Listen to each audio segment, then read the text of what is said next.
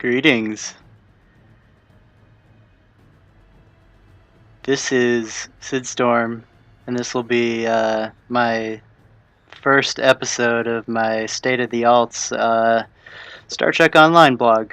I liked how it went with my old intro videos talking about my characters. I realized that kind of like set up a lot of the builds I went up and did, and but there's so much happening to this game over time.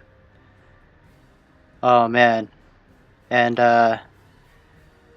each and every little bit, I just feel like electricity.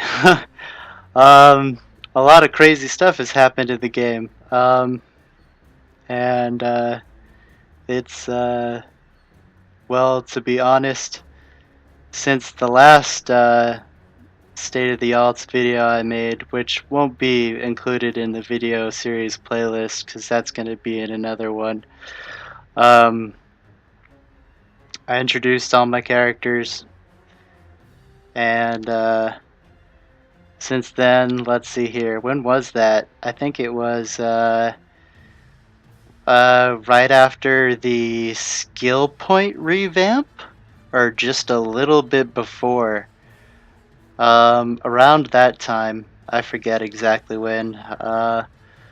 But yeah, basically for this video, I'll go through what's changed with all my characters and talk about all the really serious heat I've been getting into about issues with the game and how they've changed.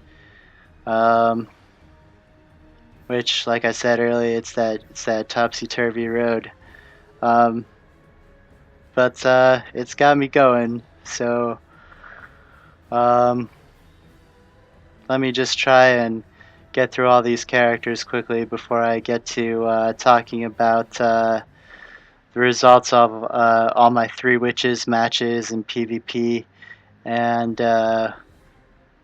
what I'll be doing next for PvP builds, or maybe something else.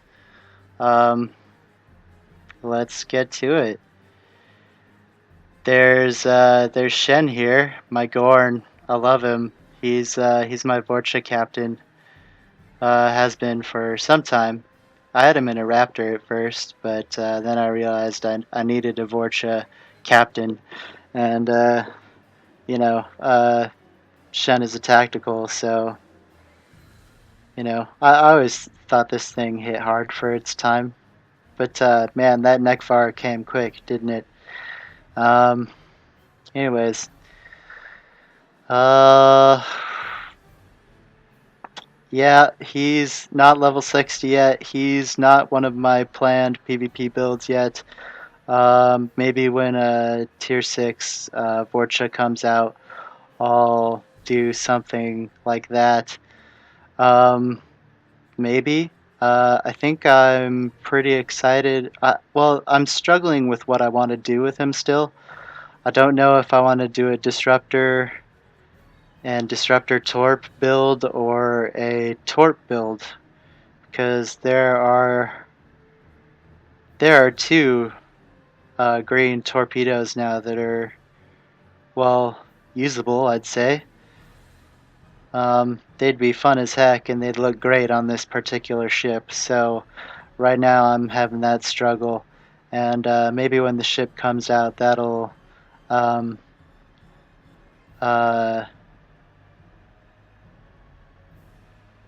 maybe that'll decide.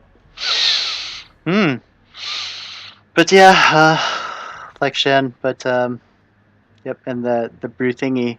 That's how that's pronounced. I totally know Klingon. No, I actually don't. I don't know any Klingon. Well, like maybe like a word, if yeah, maybe like a word or 2. Fun stuff.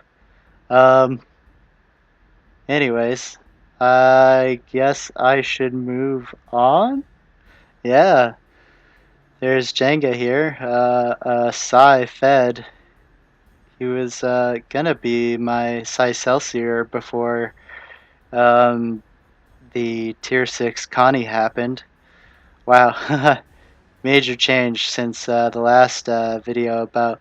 See, yeah. So I have a lot of vaults planned around the Connie Refit, my favorite ship, and I don't. I before. I think I made this guy just before the Delta recruit system. I forget, but he's just kind of chilling there.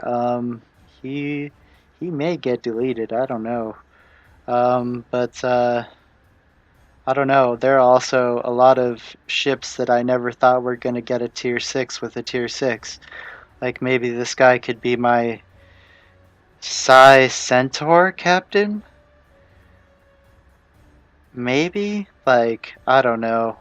He completely up in the air. Don't even know. He has Cardassian ears because I thought they looked good with his um, head ribs. Um, and yeah, now that well, you know, when the head is green, it makes them look a little less Cardassian. It's weird how that works. Uh, anyways, yeah. Phew, he's a Psi. He don't even know. um, yeah, it's tough getting a large account up to level 60 and going, especially at a PvP level. Nazca, I still love this character. He's definitely going to be my Saber captain for all time. I really like the Saber class. Um, don't know what I'm gonna do with him. Yeah, well, oh man, I just love the way this model of the Saber looks. Oh, gotta squeeze that in there. I'm sorry. But yeah, cool ship. One of the only characters I have going off color for his uniform. I haven't even changed his bridge officers because I kind of like that. Uh, but man, oh, like if only you could just remake certain things and just change little things. Oh, what a sinner I am for saying such things. But uh,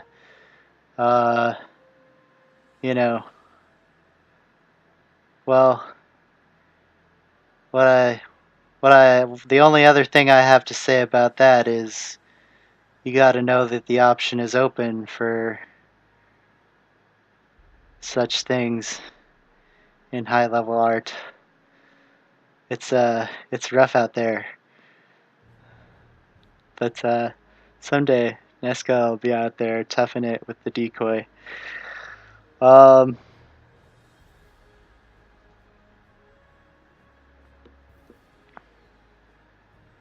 I updated this guy's uniform. Yeah, I'm actually planning on keeping this.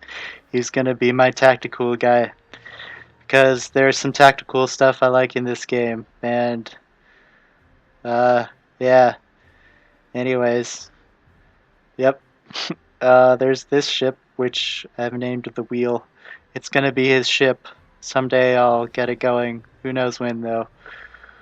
Um, Steam Runner, probably the least favorite out of my three favorite first contact designs. Well, by Jaeger, anyways. Oh gosh, I hope I'm pronouncing that right. Um, yeah. Yep. Not planning anything with him soon, though. Maybe someday. There's this blue on the ship that I think at best I only ever found much of it on one version of the model. I forget which version it was though. Even then, they put the dark little splotch there, which well, it completes the circle, I guess. And it was a very nice update. Ooh, and they changed the impulse engines. They made a hard original choice on the impulse engines that didn't go with one of the studio models, and it worked there. Um, yeah, uh, it happens. You you know, Oh man. Like, I come down a lot, but ooh, I, yeah, you know, but you know, I'm gonna talk really hard about both that and the good. Yeah, there we go. Yeah. I just feel like such a cheeseball saying these things, but like, man, if I just go off at some point, oh, well, this looks like a good point to go off. Here's Mirror Nazca from the 23rd century, or some such. Uh, he's gonna be my engineering Connie Refit captain, or at least one of them, depending on huge coin flip. If there's Rathacon, Undiscovered Country, uh, Recruit. Um, I may just make another. I don't even care. I'll make so many Connies. There are so many things I want to do with Connie refits, but this is definitely going to be one of them. So he got made, and my hot-headed Andorian, who's an engineer for some reason in the mirror universe, is going to end up in a Connie. Uh, yep, I'm excited. Uh, right now, I'm going to try and experiment and see if the cannons look better for pulse phaser weapons, and that'll probably have a lot to do with how this build ends up. Or the look of pulse phaser builds, I should say.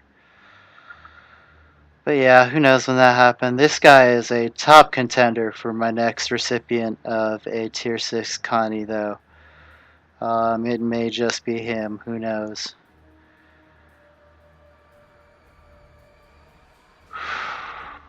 Here is my Neckfire captain.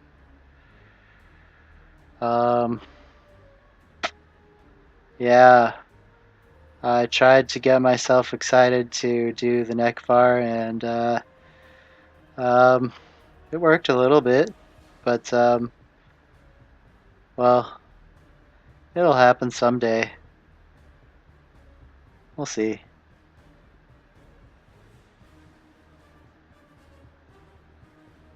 Ooh.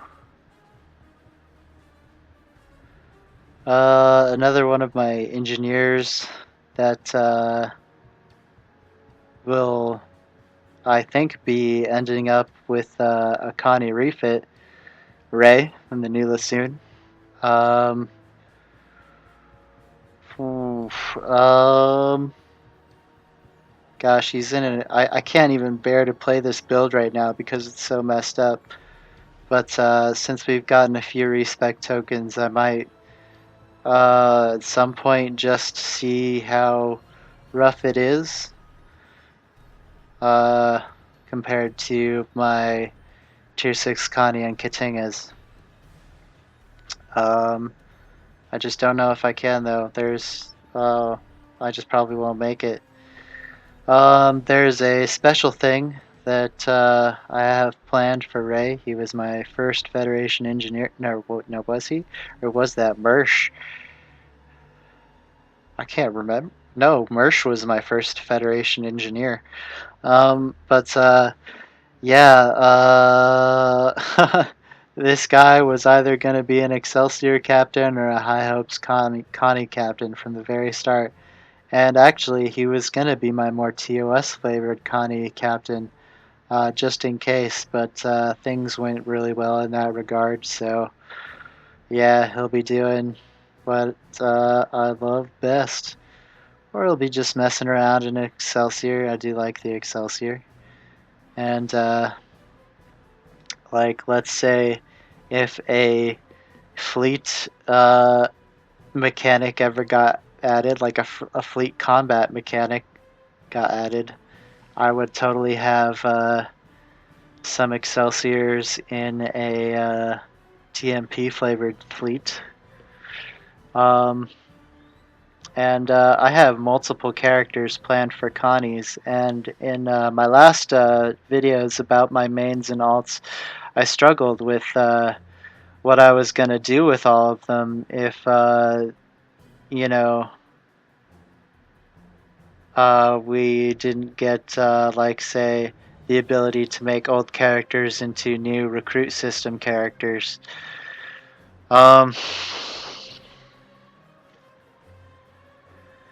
Well, my answer to that in my mind is depending on whether or not Cryptic instates a squad or fleet system mechanic for combat, that'll play a big part in how these characters play differently. For example, Rey being an older character in the game, being from the 23rd or no, like 24th century or something. He like if I have a squad or a fleet with him, there will be the option of putting TNG, Nemesis era ships in there to support Rey, or maybe some of my other characters, and that'll be how I still have fun with all these different builds, but hopefully in a major way, and hopefully in a way that I'm saying this because, like, if there's an update to give us a squad system, it'll be the recently announced Jem'Hadar. Oh gosh, see, I'm so excited for the actual experience that I'm talking about, what I'll be doing and blowing up, hopefully with a squad. Yeah, it's a DS9 flavored expansion because of coinciding. They wanted to coincide with the DS9 anniversary, and so I'm such a shithead, but I just gotta keep on going. There's like just this tiny chance that someone hears it, but like if that happens, there's a ton of stuff I should try and talk about, which I'll be talking about near the end of the video. But what should I say in summary right now? Well, that'd be bonkers, I guess. Whew. But yeah, and I think it would be a crazy expansion of, all sorts of stuff that's happening in the game. And who doesn't want to have that spiritual equivalent of the pansy and the crocus right there with them if they're a fan of DS9? Like that happened in multiple battles. Maybe not really, but anyways, yeah. I got long-term plans. He's one of the originals, but we'll see. We'll see when that ever happens. Then we've got Mirror Rajan, my TOS alt, or my TOS character. He's gonna be my tactical Connie Refit captain, or one of them. Can you guess who the other is? Oh wow. Yeah, I guess I was just really getting into the Mirror Universe theme with this guy. I should probably change his badge for fun. The Mirror Universe badge really does look pretty cool. And someday these characters might change from mirror to original if we, depending on how things go or whatever. But Yep. This is my TAC captain for TAC Connie Refit. He's going to be flying my hybrid anti-proton build probably, but adapted for whatever ship he's in, currently in Akira class. Do love the Akira. So, silly name. For his ship, yeah. Um, oh yeah, and if squads and fleets happen, he'll probably be flying with more TMP, TWAC, Tuck, Undiscovered Country era ships. Which ones in particular? Well, if it's just a squad, well, it'd probably just be 2 Connie Refits, because that's how much I like the Connie Refit. But you know, depending on how big the squad is, like, if you get over 2 ships, a Centaur or a Saratoga might sneak in, maybe an Excelsior. Maybe if I'm feeling freaky, looking for a thrill, a cryptic original from that era. Probably not. No, probably not. It'd take a miracle for cryptic to knock a TWAC era ship off one of my rosters. Oh, no offense. Well, well, I have another thing to say about that, but it'll come later in the video. Mirror Rajan is probably my other top contender for the next Connie refit after Mirror Nazca. Then there's Rajan here, the original, my first character in the game. Flying an Akira. Don't even know what I'm doing. I think he's still on Ox to Bat. I still just haven't fixed him up like at all. I just don't have the heart. Like I fixed his build tray, and like I can queue for a crystalline, but I don't ever do it because I don't remember anything about his build tray. It's really sad. But I really like the build that I ended up working out on Rajan. I have just a stupid amount of PvP videos with Rajan from before, what is it, the TOS update. I think before the TOS update, yeah. The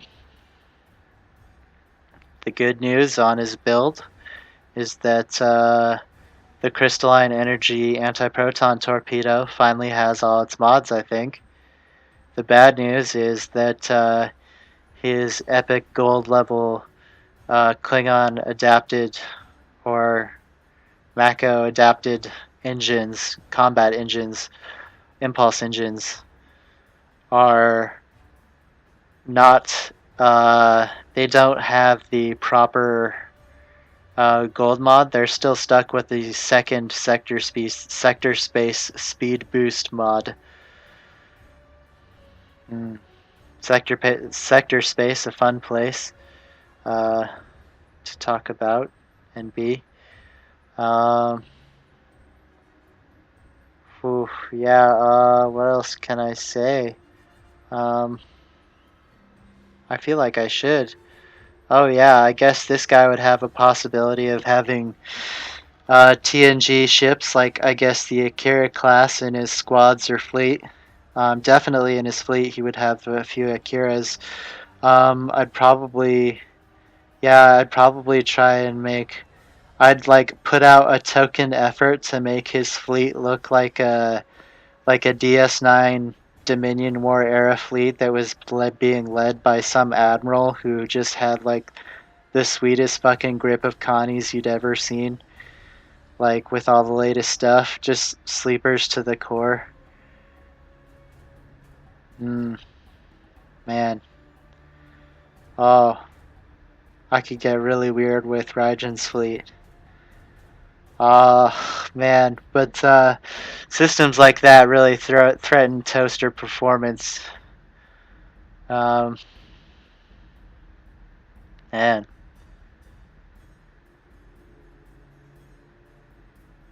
maybe DX12 holds the key.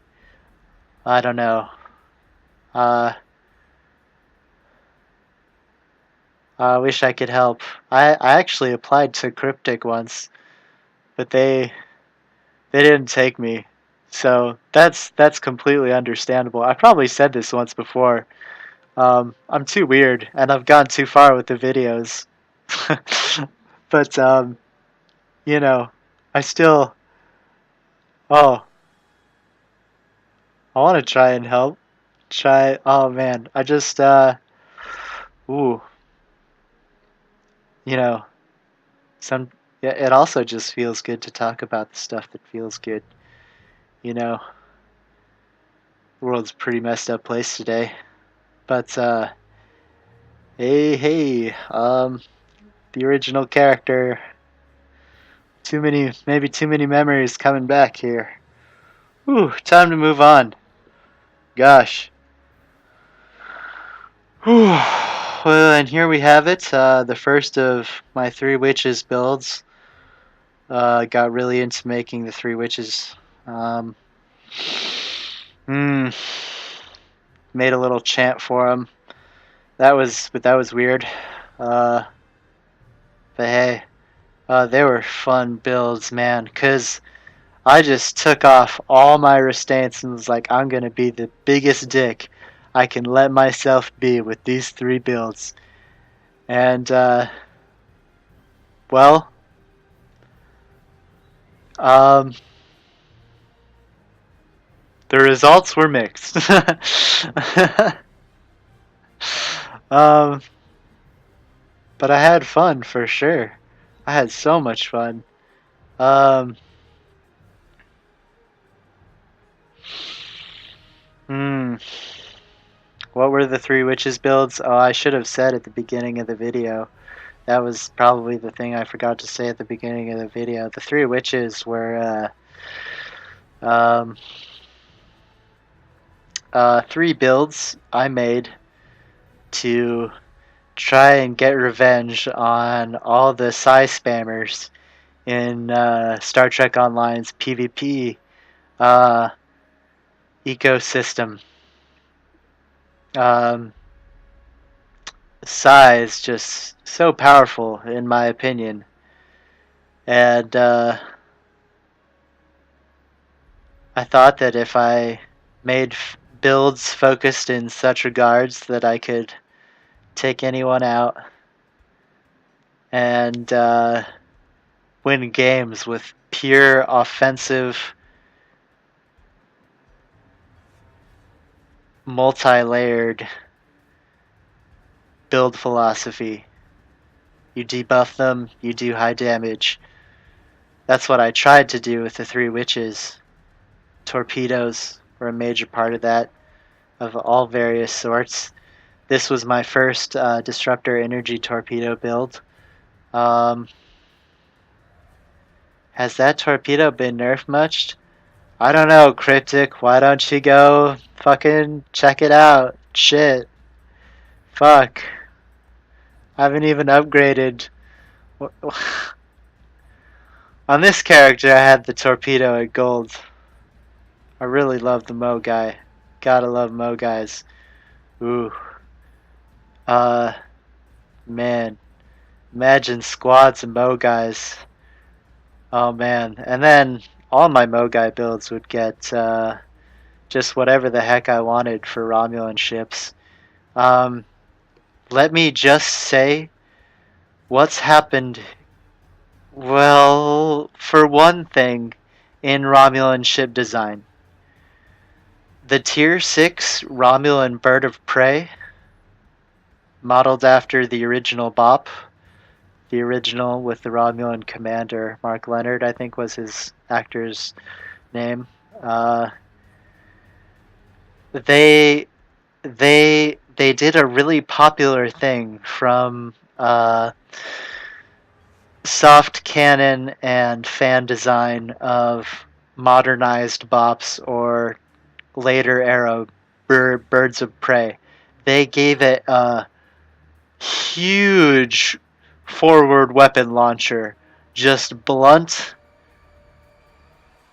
with like an emitter on it, and you just say that thing shoots big guns, and you're like, yeah, that's an evolution of the TOS ship, which had a big gun, which had a heck of a big gun in destructive capability, at least. And it was warp combat capable. Like, how many times do we even see warp combat? Oh, but of course, everyone wants to try and claim chaos on TOS. Well, whatever. Anyways, yeah, this was a hybrid build. This was, I think, this was my first Energy Torp hybrid build of my new flavor that I started using on Rajan, that I think I made videos for and published on the internet.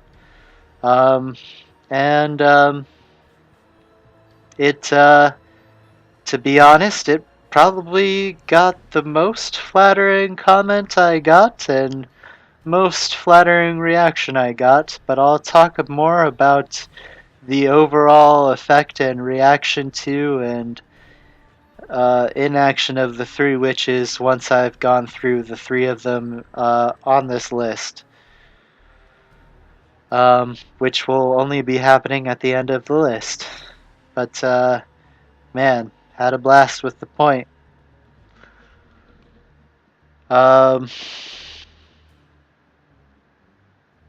Alright, I guess it's time to move on to the next ship. The second, well, I showed her build the last of the three witches, which was really depressing how the time before the balance update winded down, which was when I started bringing this thing into the PvP queues.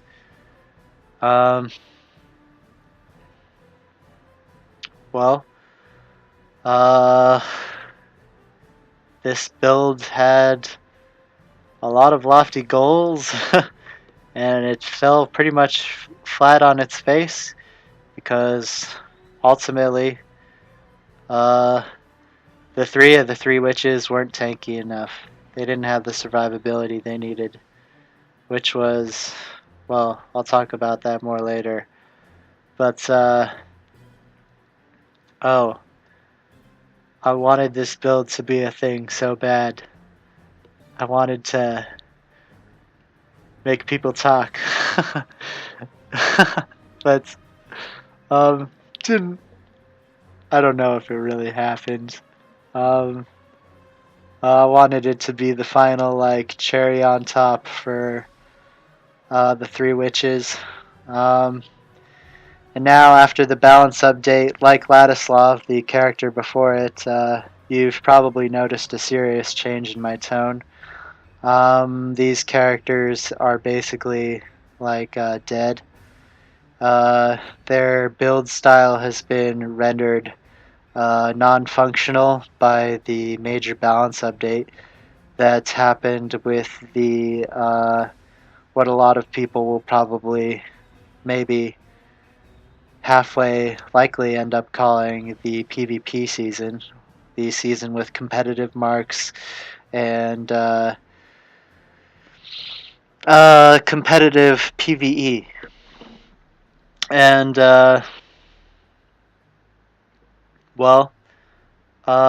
liked a lot of the content. I'll get more into how that update happened, but for the purpose of this build, it's fucking dead. It's done. She's dead, Jim. There ain't no more going here with this aft firing AoE side torp Katinga a tribute love song to the last torpedo fired by the primary Katinga class vessel in the motion picture, which might have been such a sweet fucking action scene that never gets enough respect, that might have been a torpedo shot as intercept, an attempt to intercept a thing shot by a thing. um,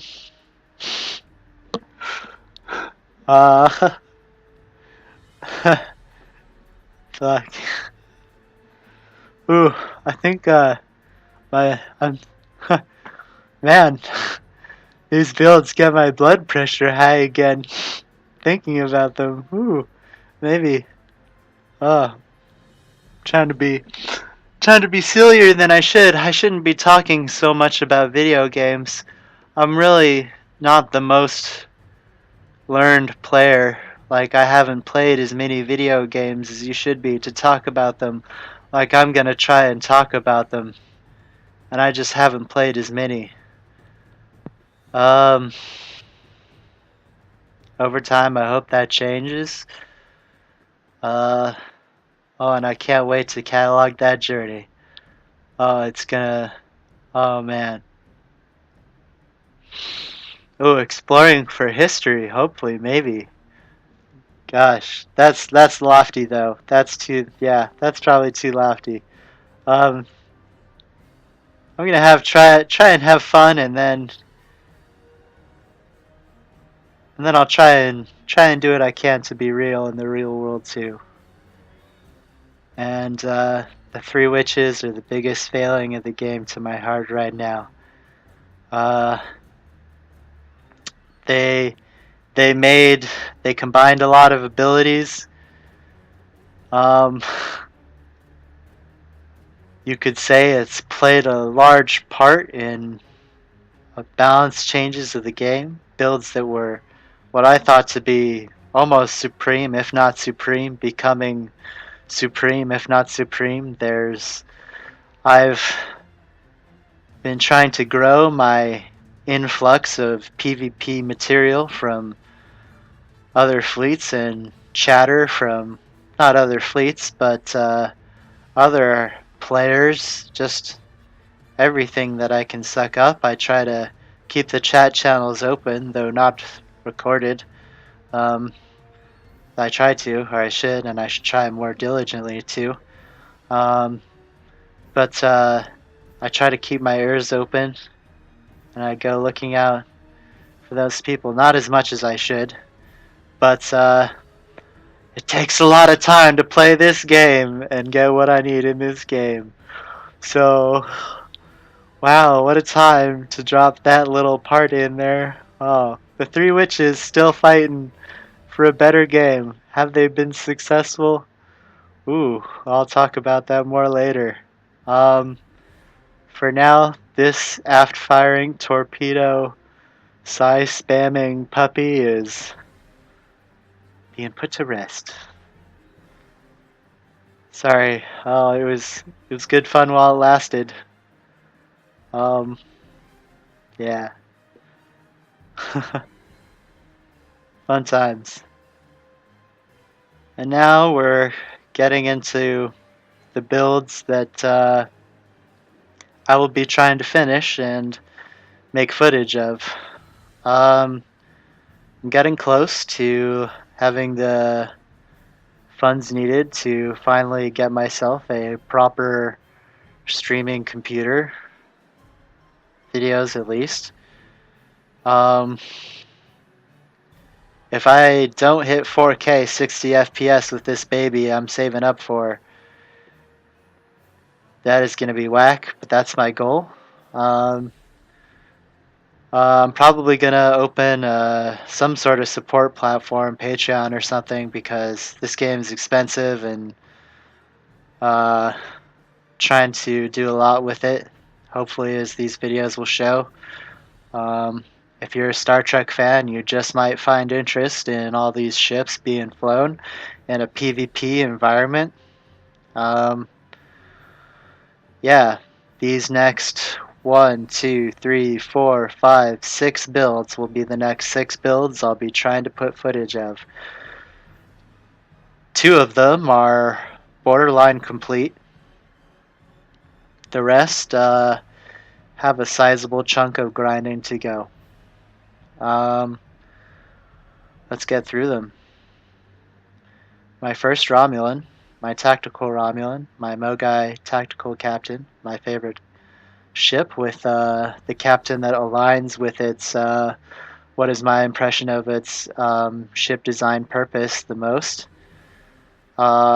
It's got those damage doing bridge officer slots, so of course I want to try and do damage with this ship. It's a one hit vapor burst damage build. It's always been a light hybrid build geared for torpedoes and energy cannons.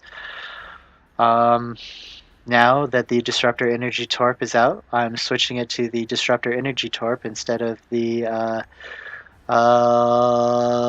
Undine Reputation torpedo.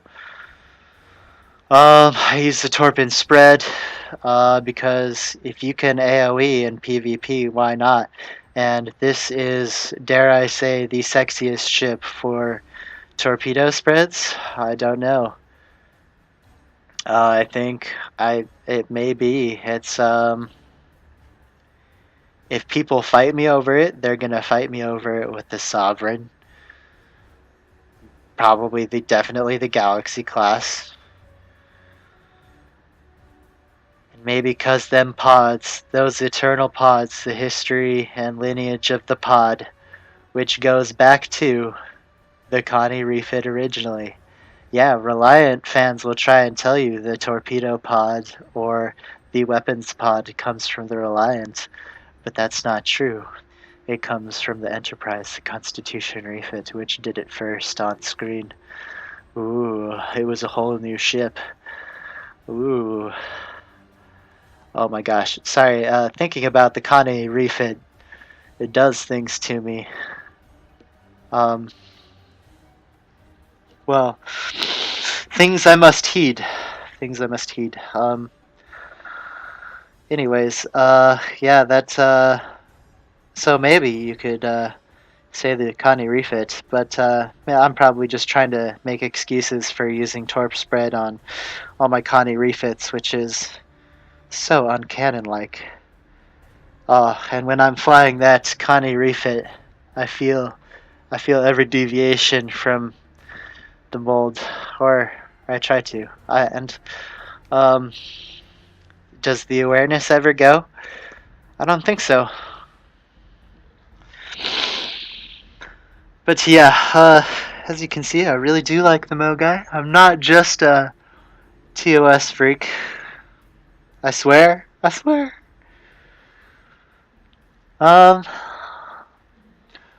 Oh my gosh, I need to catch my breath and get a drink. Some sweet, sweet H2O.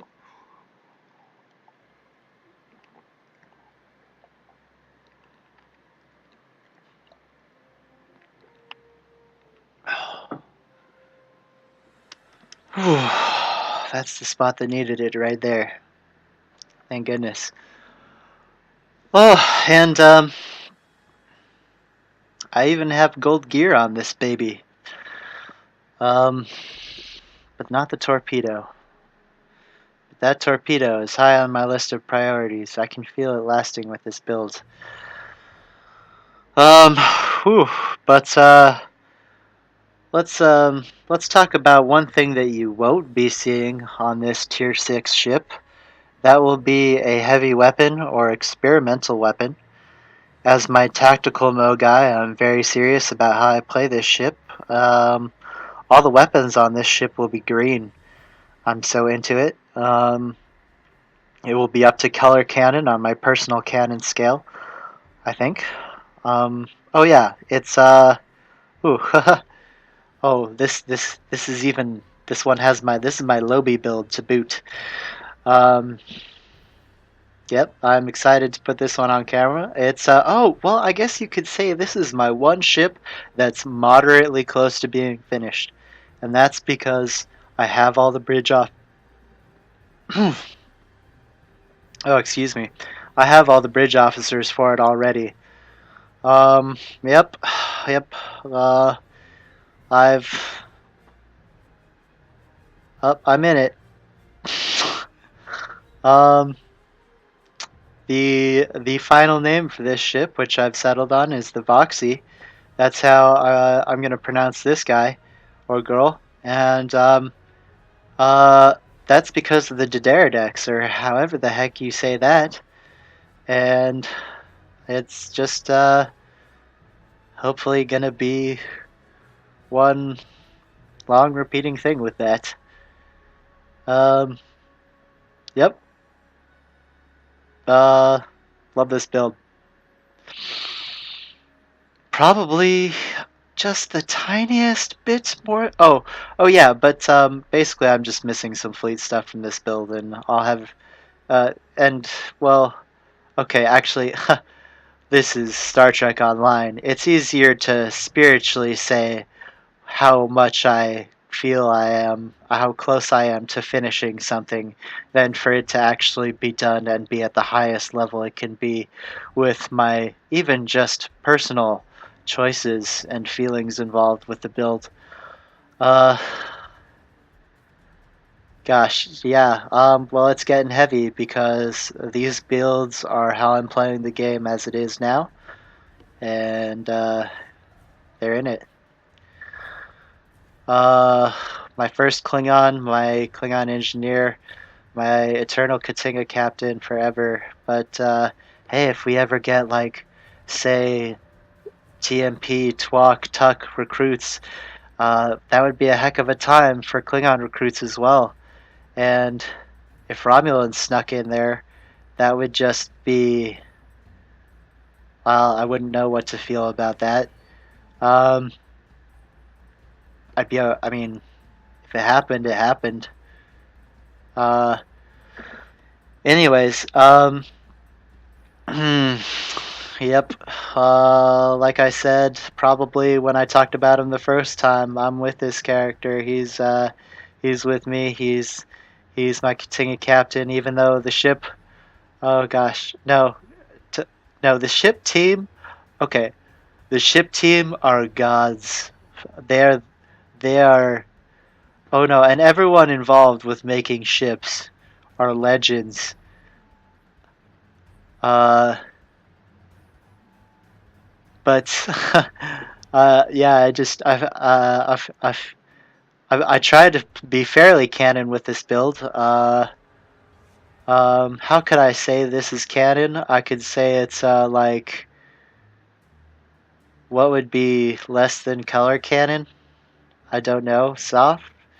No, not maybe. I forget how my little scale went, but still got a little blue and red on this build. I'm fairly okay with the red and just being like, it's a Katinga. It's funky. It's been around a long time. Can you fight an entire DS9 episode? But like, when you mix it, they clash, and they create new things too, which are awkward too. They can be sometimes. Well, sometimes it's less than it is, or it can be. There are scales. Um, on all tastes, you know. Um, but yeah. Uh, Dual heavy cannons, torpedoes still with this guy. Um, he's with all the changes to the game, I've taken him off Ox to Bat, and well, I'm actually fairly happy with him. It's a battle cruiser. It's got heat, and um, well, so far in my testing of this build, it's got a nice little bit of heat and a nice little bit of healing. I snuck around in with this build before the scoreboards died for PvP after the balance update fixed them, and I got top healing for my team, which won the second round of the 2 rounds that I had with Satu. But then again, there weren't a whole lot of usuals in that round, so you know, hopefully, maybe just maybe I can just back up a little bit of say what I say when I publish that. I might publish that before this video. I might publish it afterwards. The rounds. Okay, yeah. Um, anyways, I think the build has changed a bit since then. Definitely, I think one or two pieces of gear switched up. Uh, um, it may not tank good enough, but more than any of my other tank healers that will be in the hopefully 4K build series that's hopefully coming up for me. I'll be yeah, this will be one of them. This will be the first tank healer that I got going out of them in post balance. I was prepping this build for post balance before the balance patch hit, but it really didn't change a whole lot beside things that I already wanted to do with it. Um, this build actually ended up this build and character probably ended up getting um, buffed by the balance patch, to be honest. Um, yeah. Uh, you just you have that single Terran Torp up front, and like, every couple of rounds it just crits for 100k. I don't even use Torp abilities on this ship. I just have a nice little bit of accuracy because I've had this character so long and I've gone so hard with him that I got a surprisingly good trait for PvP that I just, to be honest, I underestimated. But more on that when I make the build for this guy. He's basically done, to my knowledge. I just need like a trait or two on him. A major thing I'm dealing with for these builds is how hard I should spec them out for defense. I'm thinking I should post the offensive versions and say that these 6 builds are for competitive PvE, and the particular core assault mode. Um, uh, and they'll be for that purpose because I like the idea of a build that can do both PvP and PvE. And so I'll probably be posting the damage versions of these builds. And then, uh, uh, you know, um, I'll save the super defensive versions for when it's all on the table, maybe. I'll have probably a few versions of these builds for when it's all on the table. Um, but I play this game to have fun. Um, with the amount of content I've put out there, there's a possibility that things might change for me. Um, so if that does happen, I've got to try and handle that just right. Um, I might be saying this wrong, but if any of my characters on these 4K builds are gonna be, oh man, fuck me, right? I'm calling these builds 4K builds. Oh man, I'm just throwing marketing terms around. Isn't that fun? Ooh, and I'm shamelessly stealing from other people's pretty sweet analysis of things. Uh, gosh, sorry. Um, um, yeah, but anyways, out of all of them, there will be several things that I would call a tank healer, but for Tatu, I might be saying this wrong, but he might be the most zombie-like build out of all those tank healers. I may be wrong, but a zombie tank healer would be like someone who buffs the target of their heals with additional things, abilities, functions, capabilities, um, efficiencies. Who knows?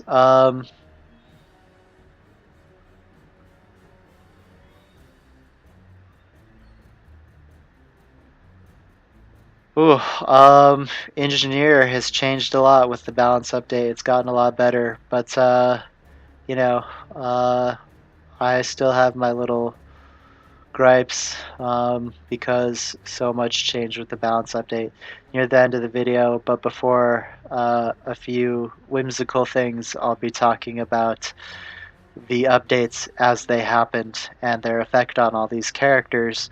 And if I've talked about them before that, that'll help me, I think, convey my feelings more properly. Yeah. Yeah. A lot of fun with this build. Anyways, Lucius has risen. And surprise, surprise, out of all the ships, pretty much all the ships that I fly, Lucius will not be flying a cannon ship. That's because I want a Romulan tank healer, but I'm not particularly big on flying any of the existing Romulan ships that happened in canon as tank healers. Like, I'm just not a big D'Deridex guy, though I do have a huge amount of respect for the design. Very interesting, very fun. It would totally be in my Romulan fleets, and if there was a particularly cool D'Deridex variant, it might just sneak into one of my squads, say with this guy. If squads happened and you got like a, 2 to 5 ships flying with you. 2 to 6. Fuck it. Yep. I'm still not one of the numbers, guys. Yeah. Yep. The spirit of this build is fairly similar to what it was when he was flying a scimitar. It's a tank healer using single cannons, and just look at this ship's primary, or what looks like to me, primary single cannon emitter. That thing is like monolithic, and the way it works with the rest of the design is just incredible. Very cool things happening all over this ship and the parts I chose for it, in my opinion. Not the perfect ship I wanted for Lucius. For Lucius, I thought that for a long time I wanted the command ship for Lucius and thought that he would settle on it, but I kind of want the 26th century dreadnought for him a little bit more. I think that when the 26th century dreadnought gets some more skins, it might look a little cooler and might match what I want to do with Lucius just a little bit more. It's a nice, sweet single wing, just a nice big single wing design. I wouldn't mind if it was a little bit smaller, but hey, it's the Romulans.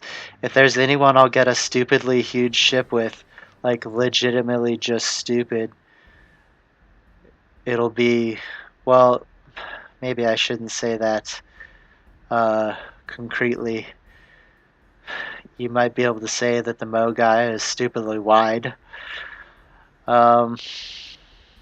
The Neckfire is fairly huge, and certain iterations might have just been gigantic.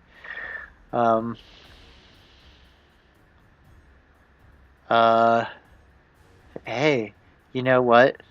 I'm just gonna be real crazy in this video and say there might have been some bigger Katingas.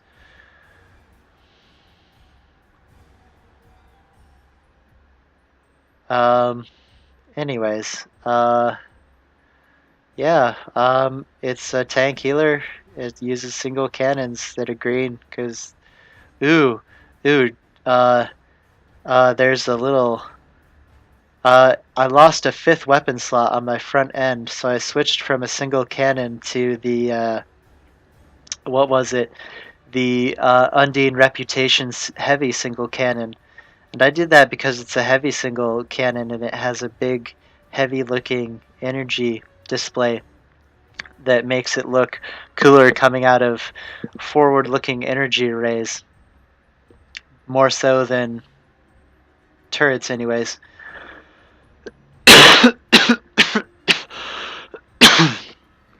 Excuse me.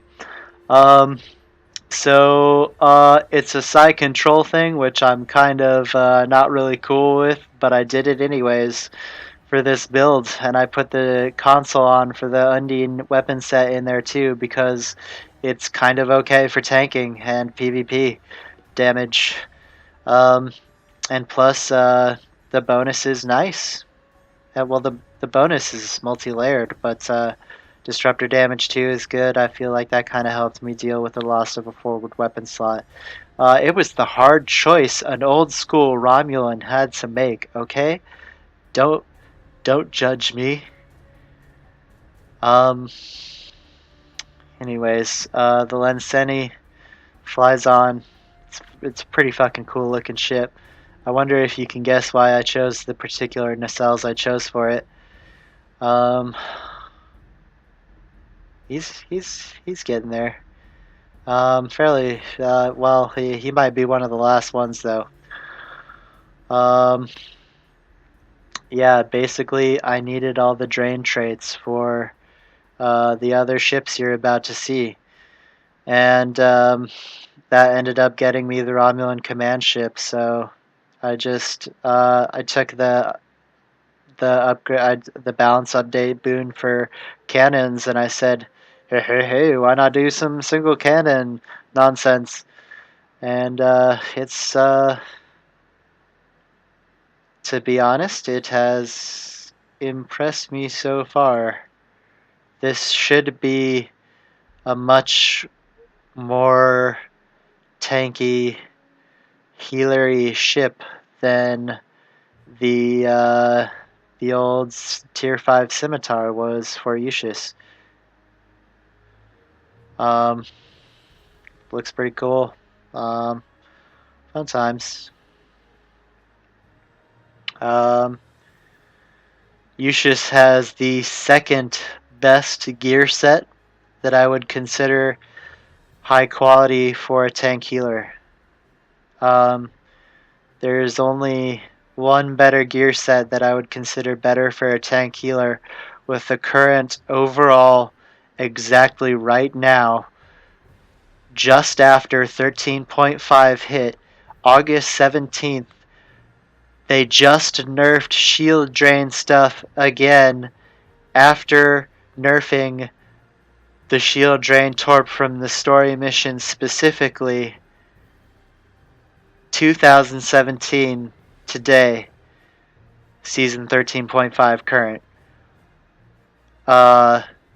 His gear set will be what I consider to be the second best gear set for tanking in the current PvP, tanking and healing in the current PvP meta. The only problem, he doesn't have a lot of engine power. Engine power has become critical to my builds, which is something I feel like I discovered halfway through my Three Witches content creations. But hey, I'm a tank healer. Maybe I can get away with it a little bit. I can just get all cute with people when they fly away from me too much. If they okay, I've been playing around in the PvP queues a little bit with one of these builds, a few of them, and playing a lot of competitive PvP, competitive PvE with like 2 or 3 of them.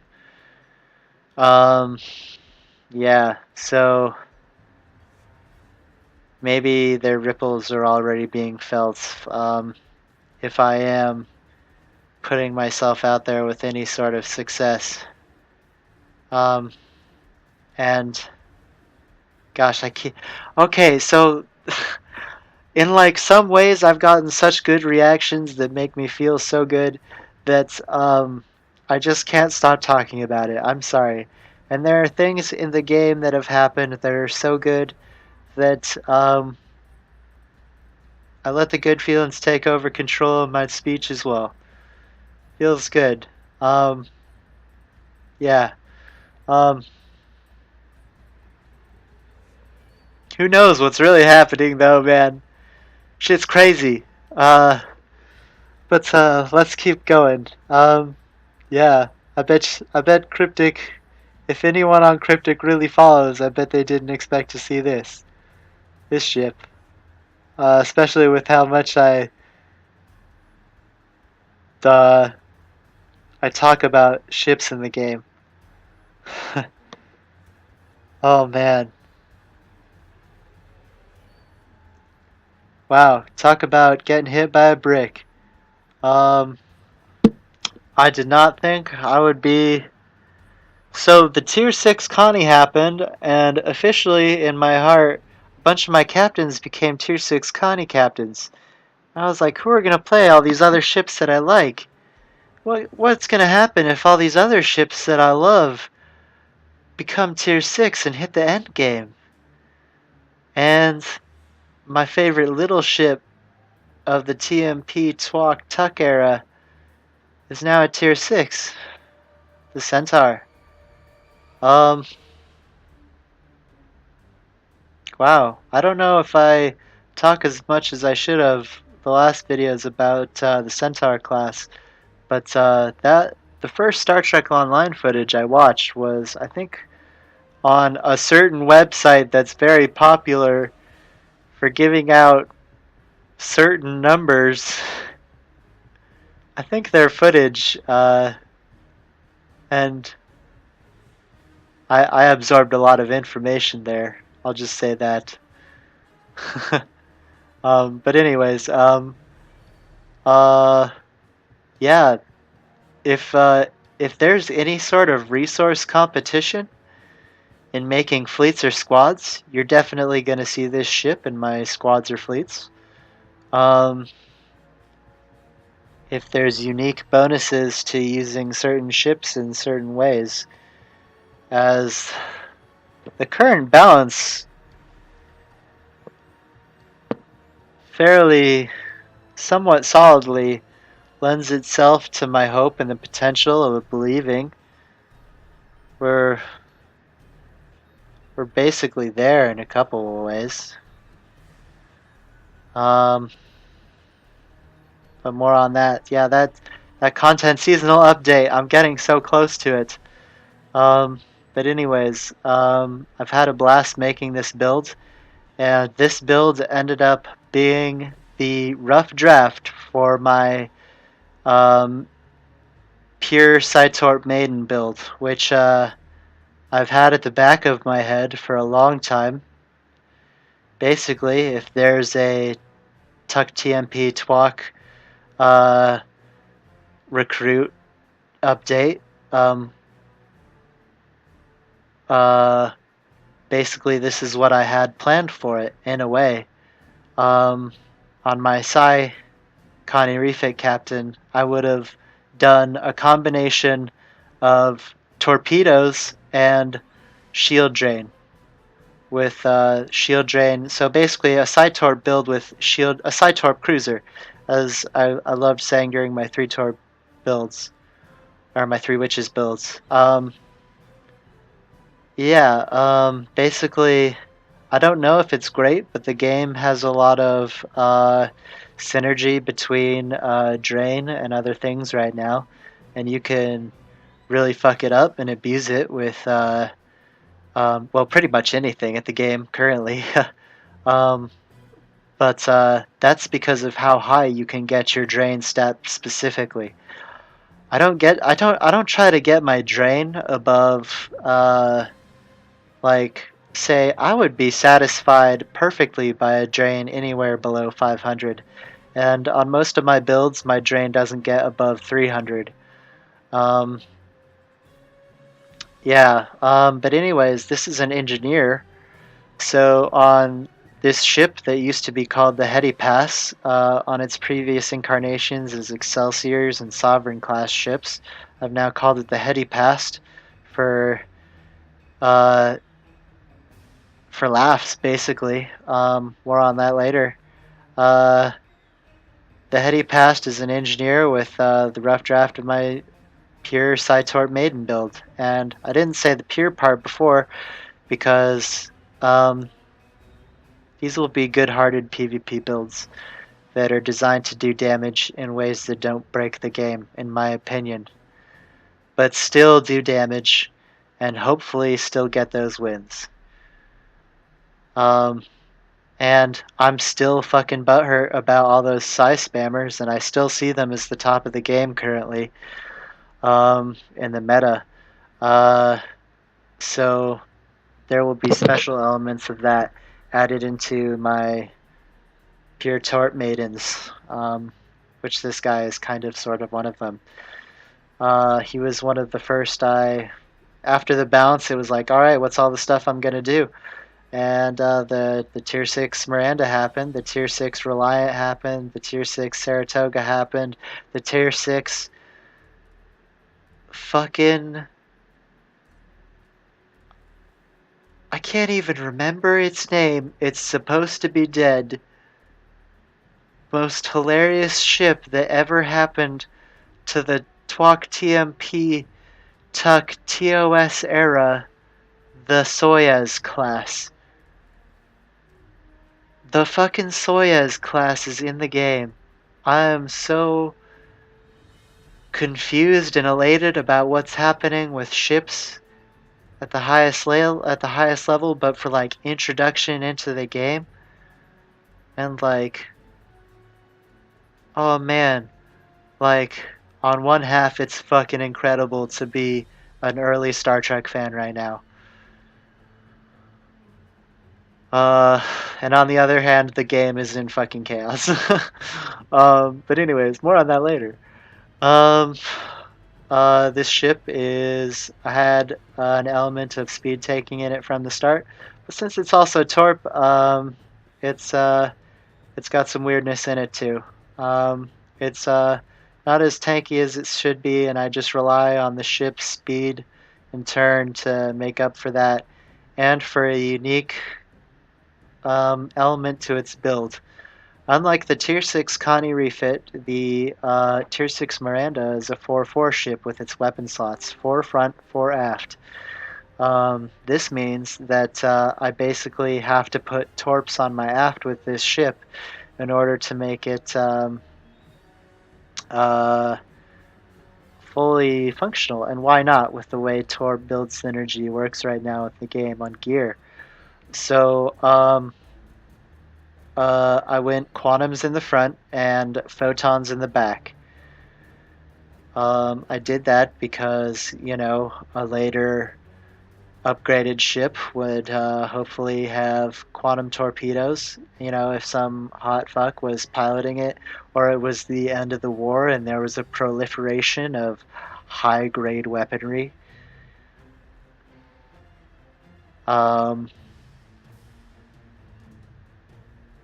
You know,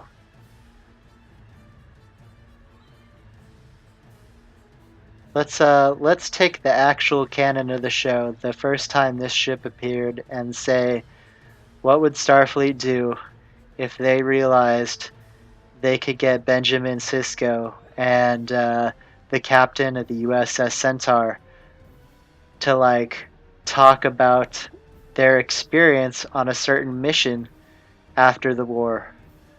Just fucking think of that shit as like a psyop or propaganda. There were people involved who might sit aside, might let it happen if certain captains were to get upgrades. But anyways, I just really like the Centaur class. It's a sweet ship. I think somehow a miracle happened with it. Got into the game.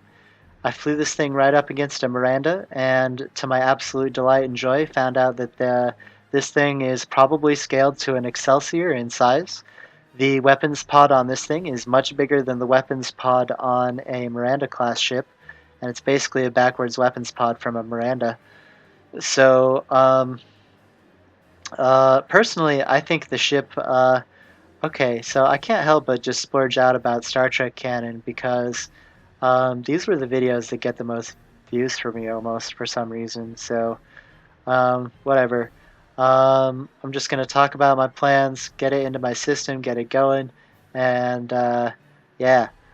Whew. I'm just it's like the final stage of grinding, hopefully, before I upgrade my computer. Or it's like I'm about to upgrade my computer, do the final set of grinding, and like master these, or well, get as close as I can to mastering this stuff with 60 FPS, all the details. I won't have to close chat windows. Um, anyways, I'm just getting really excited right now. And yeah, it's yeah, the Excelsior. Okay, let's be real. This thing has an Excelsior saucer, an Excelsior half of components that are basically half of Excelsior components. If you look up the studio model, those are Excelsior nacelles cut in half and then styled. The whole ship really is styled. But uh, Yeah, basically the weapons pod and the roll bar are from the Miranda if you look at the base overall components. And then, but a lot there at the same time, to be fair, there are a lot of little things that also come from the Miranda class. Um, like, since those are such a specific component of the Miranda class, I almost wish that we would, like, let's say if Cryptic gets funky with the doodads on this ship, let's say the doodads are really hard on the polygon count. Just for kicks. Well, Cryptic, why don't you just get creative with the doodads? But hey, I was just looking at the recently made, I think it was Lightworks model of the Centaur class, and on here and here, the Centaur class had basically two little pods that you can find on the Miranda class. And the way they were placed, there were two of them on the Miranda class. If you look at the specific little things he placed there on the Centaur class, and I thought that was really cool. Um, if that's canon, I hope that makes it on there. They almost look like these little things right here. Um, anyways, and as always, this thing could probably stand with some paint job updates. But fucking miracles of miracles. Oh, I love the ship team so much. Let's hang out sometime. Wink, wink. Almost. Um, Jesus, this thing can use the new skin that was released with, that was released recently. Well, basically, when the Miranda was released, that was probably the first time these almost exact TMP Tuck skins started making their way into the game, and that Aztec paneling is a beaut. The ship didn't get updated, the model itself, but it got the skin that the new Miranda, Saratoga, and Soyuz classes got. Um, and God, it looks so beautiful. It even got the weird impulse engine thing from like hard early movie style. Um, oh gosh, it's so pretty. And the original model for this ship, it's cute as a button, really, with the blue parts on the top. Like, hey, sure, whatever. They don't like they kind of make the upper ship blocky too, and like it meshes well with the kind of more blockiness that they kind of personally styled on this version of the Centaur class that they made for Star Trek Online. The two elements flow together. It's blocky. It's cute. Um, I can't wait to PvP with this ship, but the build's not there yet, and it's got a nice bit of ways to go. But the little things and the gear is pretty much done. Well, the gear is pretty much done, and the little things are coming together. I basically just don't have gold gear. I'll probably never have gold gear. But hey, that's just Stowe the way it is right now. Um, let's see here. Um, One last thing to say about this build. When I do the build demonstration for this ship, I will probably be using the Soyuz class model, and that's because the thing I didn't the thing that I didn't note about this prototype Well, okay. This build is actually a lot of things. I feel that the Miranda is almost better than the Connie. I'm still trying to figure out which is better at tier 6, but this thing, uh, it's been undersold by some, and I think of course they're just versions of this ship that will be loved. It's got so many canon ships in it. Uh, Well, it's just great that it's a tier 6. Hopefully we get carry pets of it some days. Um, yeah, that would be sweet. But the thing that for the that it's the primary focus of the build is hybrid. Two things. Prototype for Torp or kind of sort of Torp Maiden or Torp Maiden, Pure Torp Maiden. For this build, it might be like Pure Valkyrie Maiden, or like maybe like a gosh, what's the word? I don't even know.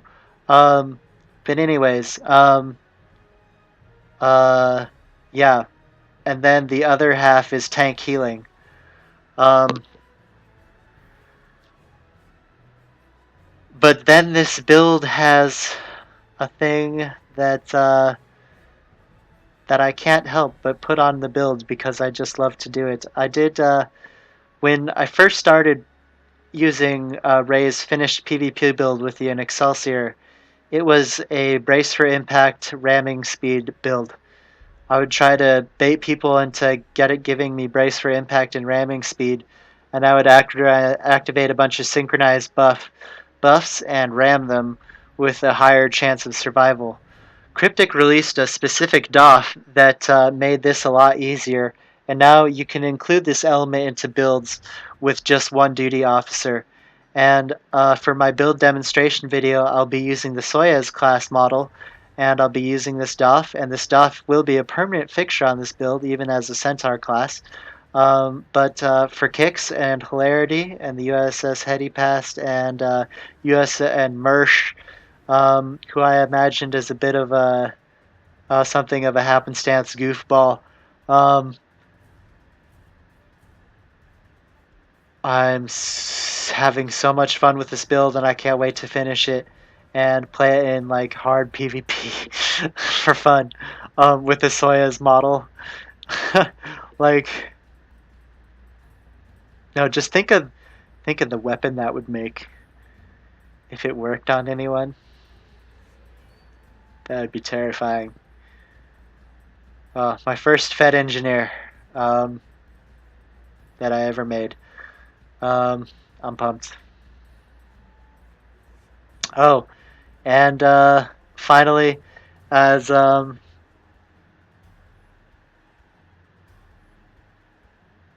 inheritor of, and one of the other reasons I think the Miranda Centaur is incredible, and as an inheritor of everything I've learned doing 3 witches, and then bringing these 6 builds into PvE and PvP and competitive PvE. Quantum's in the front, Torp's in the back. As the king of Torps might say, you put the Terran Torp in the back for the special surprise on your retreat, if everything went as planned. Because with a solid Torp build, you should have a certain element of reliability and heaviness.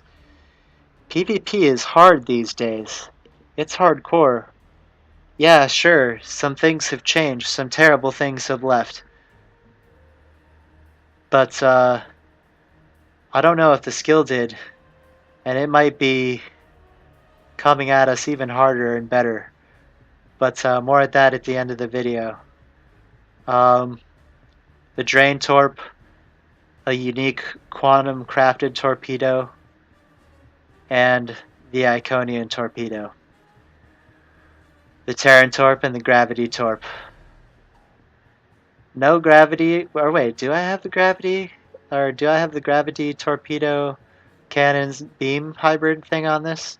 I forget. No, I don't think. No, I do. I do. I do. Yeah, I got a lot of synergy going into this build because of that 4-4 setup. Uh, yeah, it's fun. Anyways, yeah.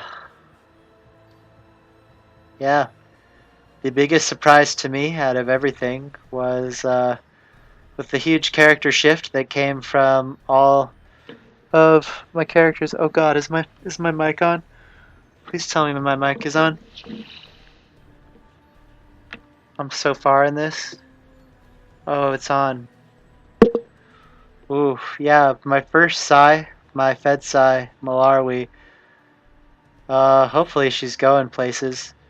Um, uh, yeah, originally, back when the game started, I thought this was going to be my Luna captain.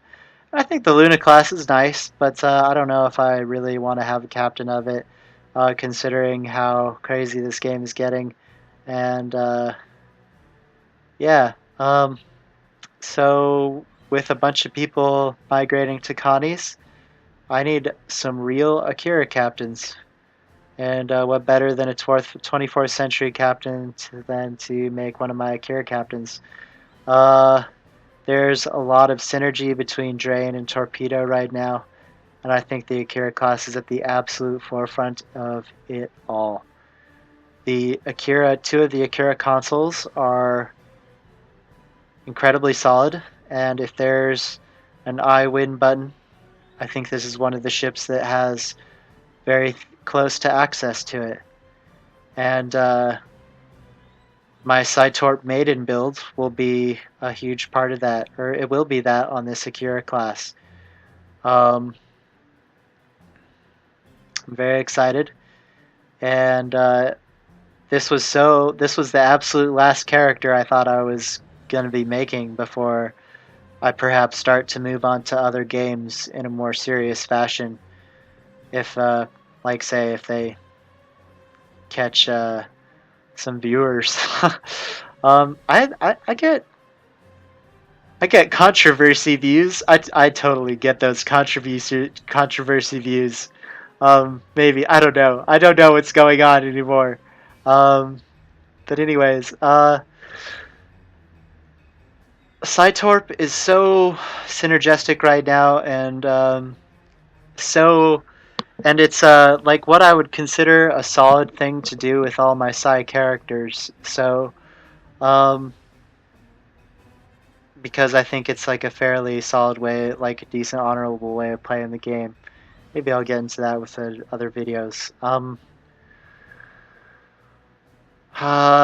Yeah. Anyways, this Akira build will have a moderate amount of torpedo optimization in the gear, and most of the non-damage gear directly will be what I consider to be the best in slot defensive gear for PvP currently.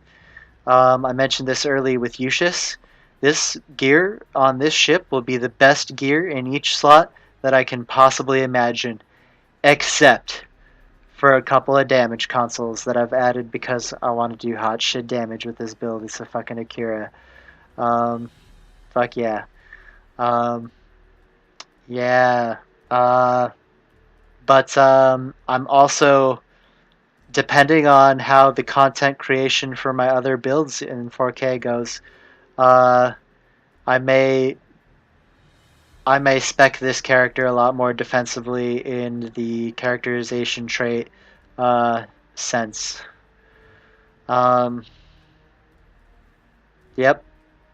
very excited for this build. For all the Voyager hate, I'm eventually gonna put out talking about Star Trek.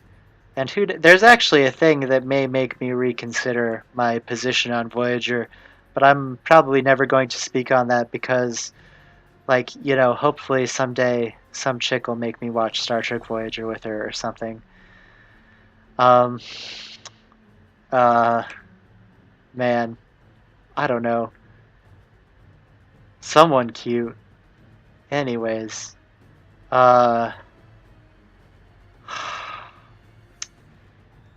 yeah. I'm going to try really hard to make this a winning Akira build, even though it's a C-Store ship. I'm going to try and slide it just right to my style.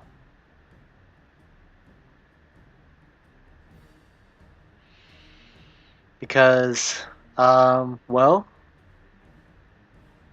Cryptic keeps trying to spice up all the individual pieces of gear so much that every once in a while one ends up being a real hit. And even with how much synergy has been added to the game, there are still, I think, a lot of one-hit wonders for gear that I'm really going to hopefully show with this build. I can't wait. And you'll see just a teeny tiny bit of them in Satu's Klingon Engineering build. Yep. I will have one Torp in the back on this. I think it's going to be the Gravity Torp. I'm going to have some sort of crafted Torp in the front. Cryptic is trying so hard to hold back on the Torps because they know what's slowly happening with them. At some point, it may even get to the place where the more Torp sets may eclipse the negligible effect of torpedo cooldowns, which has often, I think, been a hard line. Hold back and torpedo abilities too.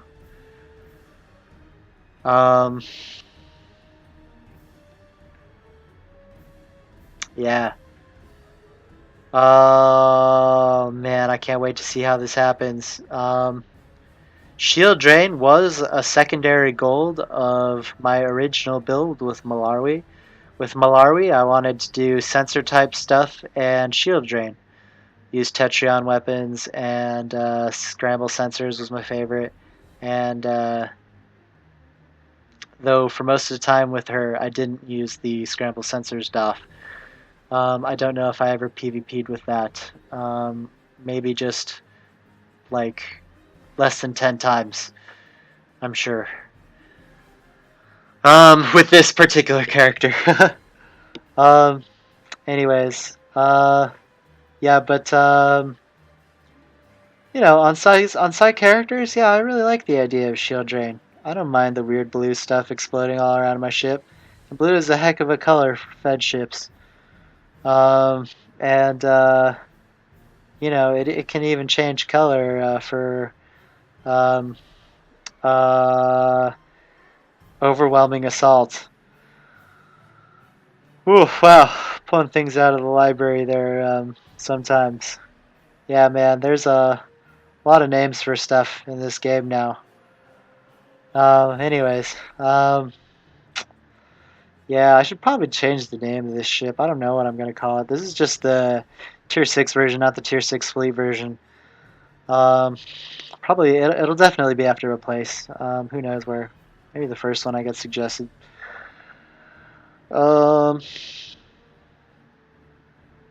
Yep. Super pumped. But, why? What could possibly... I was such a sour piss in that one video. Why am I decidedly half and half? Well, because of all the things that have happened in all these content updates since the TOS season, and then because of the Tier 6 Connie Refit combined with the skin revamp, or model revamp I should say, of the Connie Refit. It's a beautiful ship now. Utterly gorgeous in the game. Every angle. Basically perfect. There's only 2 versions of the model, so there are going to be inaccuracies depending on which versions you favor from the movies. But hey, they just added what was it? They just added more nacelles to the TOS version of the Connie. So there are very incremental ways that they can address the very slight, very minor to my knowledge, purely paint job and perhaps particle effect application of this model revamp. It's damn near flawless, and it's my favorite ship. And oh, it's activated a special part of me. Oh, but it took those two keys, the tier 6 and the ship skin model update. Oh my god, I didn't fully feel it until that happened. Oh my gosh. But it is so damn good. And people are of course going to be like, what are you even talking about with the inaccuracies?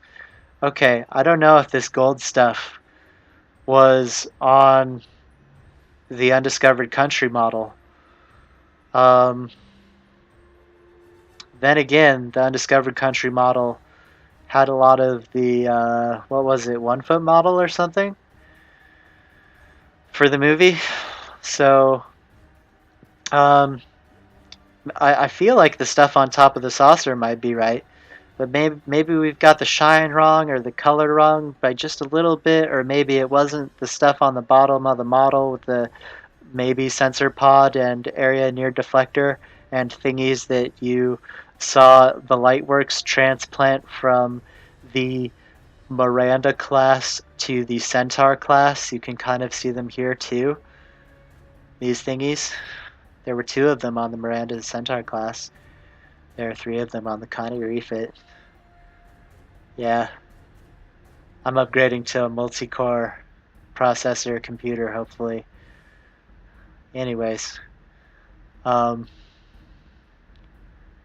Oh man, see?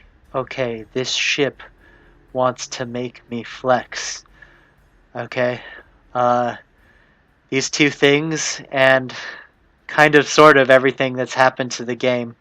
It's made me morbidly curious everything that's happened to the game. But this ship at Endgame and its model update have put at least 1 or 2 years back into me with this game.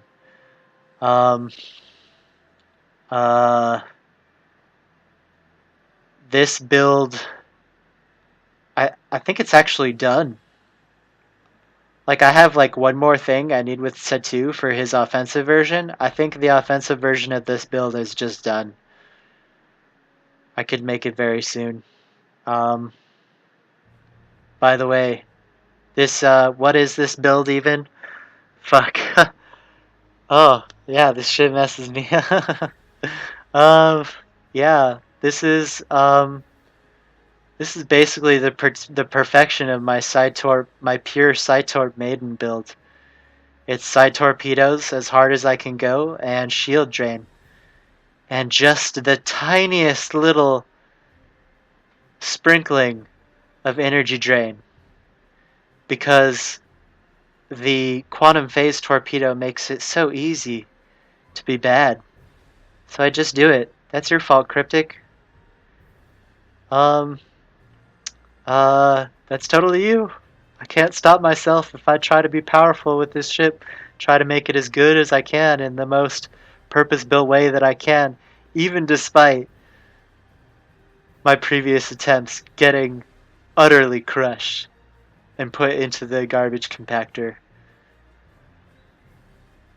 Here's round 2 of the 3 witches. Malarwi was number 1. Mira Malarwi was number 1 of the 3 witches. And here she is to strike again. And I think I done it a little bit. What else? I try to put a moderate amount. Like, I don't say it's really a focus of the build because it's a cruiser. I try, and it's PvP. I try to tank solidly. I've made some decisions on this build that value tanking over shield drain. And that's because of my evaluation of shield drain's current place in the Star Trek Online meta. And basically it's just only getting worse. But fuck. Just let me I think I've been through it with the characters. What would I do with Mira Malawi's squad and fleet? I don't know. I might try and make a Dominion Warrior fleet with her. This is one of my side characters. She's doing all sorts of funky, weird special effects stuff. Um, yeah. There would be Akira's and other ships with her too, I think. Maybe some Excelsiors, Centaurs, Saratogas, maybe some Soyas. Um, let's see here. What's modern that I like? Ooh, I bet a few Sabers or Steam Runners might sneak in. Oh man, I would get fucky with squads and fleets with my Psi characters. Oh, because Cryptic just tries to sneak Psi into everything because it's not damage, which is kind of what I feel like sometimes. And Psi can get good. Dang. Uh, so let me talk about two big things and then wrap up the video on a wisp. The two big things are the content updates, and how my builds have performed in PvP that I've gotten on video. How have the content updates hit? Well, since the TOS update, well, I went off on many tangents about that state of things. How's it now? Um, well, torpedoes have gotten super funky. There's you can do them hard with both Klingons and Federation now, which is not something I knew if I really felt like I could do before. I'm really excited in that way, which has come about. Um, hmm. I feel like maybe beams have been nerfed a bit. Well, okay, that's balance. I should get to balance later. Okay, okay, what happened in between TOS and the balance update seasons, whatnot? Okay, we had the Lucari business, which was like a season, and like some key. Okay, it was the Lucari, the Zinkethi. Okay, I need to get into the game. So with this format, I'm not just gonna hang around. Since I'm using the select screen as a start, and this is my overall Star Trek Online blog, I'm going to be getting into characters sometimes and using them to help me talk about stuff as I have to. Sorry about the loading screen. Um, let's see here. Okay, yep, just chilling where I do. Um, okay. What do I need to look at? Yeah,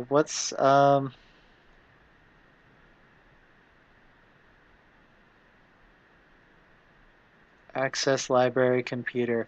Continue. Advanced Starship Ground Combat. Dang it. Okay, well, I thought there was a place you could see, like, the history of the game's updates in the game, but I can't remember if it's still here or in the game anymore.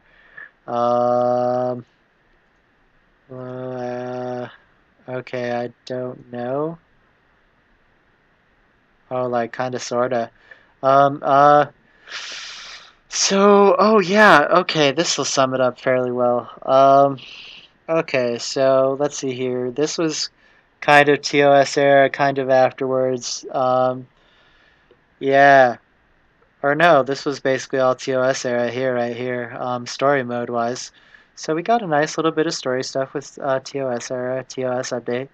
Then what's happened is we've had a trickle in of episodes and maybe updates amongst them. I forget. The big Zenkethi update was one.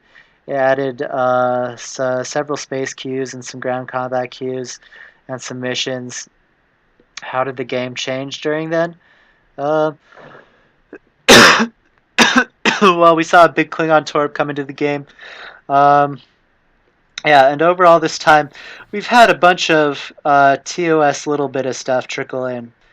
This has been the explosion favorite thing of it, basically, for me. The environmental suit from Undiscovered Country, which looks fucking incredible, and it has solid performance, which, discussing all these updates that have happened since then, how's all the gear and traits and stuff that comes from all this TOS trickle down and type stuff, and since then, if you're a TOS style player, the stuff you've been getting is mostly just junk, stat wise, for gear and whatnot. But this environmental suit by itself is pretty cool. It's got a neat little effect. Don't know about PvP. I'm not a ground PvPer. It's a debuff, but it's got lots of nice little unique things about it. And absolutely solid performance as a piece of defensive equipment. You can turn it off and on at any time for extremely quick notice dance floor performance. Um, like, oh, take this thing to a dance floor and try not to be the coolest motherfucker there. I dare you. But yeah, it's fucking great. It's so cool looking. Don't know about this light. It might be a little bit too bright. Um, but it does look cool too at the same time. In fact, it may help its dance floor flavor, casual fun effect. And there are parts of the game where it could be said that things are too dark, which I've definitely complained to Blight a lot about. You know, sometimes I just like, okay, Cryptic, let's make a little red phone in the Cryptic office, and it should only work with little red phones that you give out to people who are really good at the game or that you really love and that like you want to consider their opinion, like maybe ex devs or something. Like if you need to talk to them about the game, like you could send them out one of these little red phones that would be like some sort of small creature phone you could name it after, like a bird phone, like birds talk a lot. And of course, you wouldn't have to talk to us much about things, but like, um, how does Cryptic organize all the high level feedback it gets? I'm probably not even that feedback. I may just, absolute, at the absolute best, my highest hope, my highest ambition, even, is just to be good to talk generally about and with general accuracy about the way PvP and competitive PvE work in the game. Um, Fuck, that got me off on a spiral so bad. Uh, so yeah, and maybe I could get one of those phones, and I could be a little less awkward in my videos. Um, I don't know, but only for those who perform or impress, truly impress. Whew.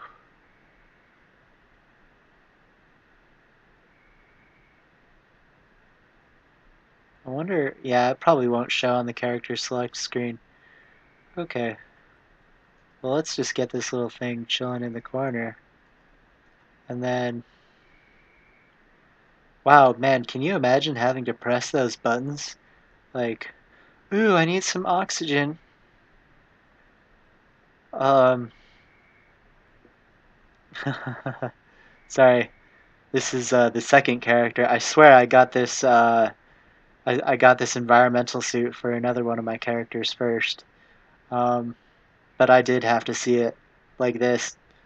Gosh, wow, man. The Immortal Era. Oh, Jesus. Oh, so, yeah, there's been lots of nice little treats, and with the cues were also great too. Um, uh, they were basically cues. The space cues you could basically win with Psi spam if you knew your Psi spam right and you made the right Psi spam build. But there were like 4 or 5 ways that you could make that happen with technically different Psi spam. it was really cool. They were great cues. Um, yeah, and they actually one of them made it onto my Fleet Mark queue list because it's so fast and like not painful. Um, yeah. And then the basically the one TOS thing that I'd say was pretty solid was the Connie Refit ship trait, which can give a nice little bit of shield regeneration. Whether it applies as shield regeneration or a shield heal, I don't really know. But either way, with the stats I've seen, it should be like just a nice little boost. Um, with what it provides otherwise, which is an incredible zombie, or what might be called a zombie trait, it's a solid trait for tank healers, incredibly so. I wish I could get it on all my ships really bad, because the energy damage drain, or the energy drain resistance for energy weapons that it gives is rock solid. But the deal is just like, it might even be like a little bad at the highest level of PvP play. But you know, if you're trying to boost your people you're healing, it's it's a winner. It really is. That surprised me hugely. I thought the Connie would be the one ship they thought everyone would have for the um, you know, promo lockbox ships, and it actually ended up being a rock fucking solid healer tank trait. And then the assault phasers, both space and ground, are fairly nice. Well, I think they're nice. They're definitely fairly popular. Um, oh fuck, I shouldn't be saying that. They're just gonna get more expensive on the exchange. Um, they're fairly solid, but that overall tepidness of fondness I feel for the stats of TOS, TWAC, Tuck, TMP era stuff is definitely felt there. Like there are versions of the gear in the Lobby store that just get that stuff better, that get those stats better, which is um, seems unfair. Um, like one of them is a phaser that was shown to us later than another phaser, having less of a boon from the assault phaser trait than that earlier phaser. And you know, of course, I'm all for different eras having different performance, but I want it to be like different types of performance. Like these are smart people making these things. They should try and have some sort of element of synergy or overall quality, maybe maybe efficiency or utility that that can really stretch it beyond. Fuck, I got lost on another tangent. Um, yeah, so I think I think there's still some work to be done with all that stuff in that regard. But hopefully we just get like there's a new spec coming soon that brings with it the slight possibility of new Connie models. So this is my opportunity to beg for more Connie refit models. It looked from some screenshots like the Connie refit had some versions of the nacelles that had slight amounts of glow that were ever so slightly shown in like one scene or something, and like the motion picture when they actually use the lights or something. And there are promotional pictures that use those lights, I think. But as to whether or not they were seen on screen, that's a very complicated story. Um, Lights from those parts of the nacelles were shown in different ways all the way up to the sixth movie. In the sixth movie, there's a warp shot with blue energy coming off the nacelles heavily from the inside of the nacelles, but in the total dark area that those lights are collected. Um, I wonder if that's like some sort of icon for clothes that gives like the shadow form. This is really weird. Anyways, but it's also really cool and weird looking. Yeah, I don't know if these colors are canon on this uniform, but like, if we could have a way to customize those colors. Greetings, fleetmate. Um, oh gosh. Oh no, I've singled them out. That's the exact opposite of what I wanted to do on a stream or on a video. I'm sorry. I need to stop doing stuff like that. Um, ooh, nanites. Um, uh, where was I? God damn it. Um, yeah, so I think I was wrapping up TOS overall gear delivery performance, and now I think it's time to. Oh yeah, no, ship model of the Connie Refit. Yeah, hopefully with maybe these updated specializations, we can see some more versions of the Connie, and we can see what else was I gonna say? Yeah, more versions of the Connie basically, and ooh, maybe more parts of Connie skins to represent all the different models that we've seen on screen. Um,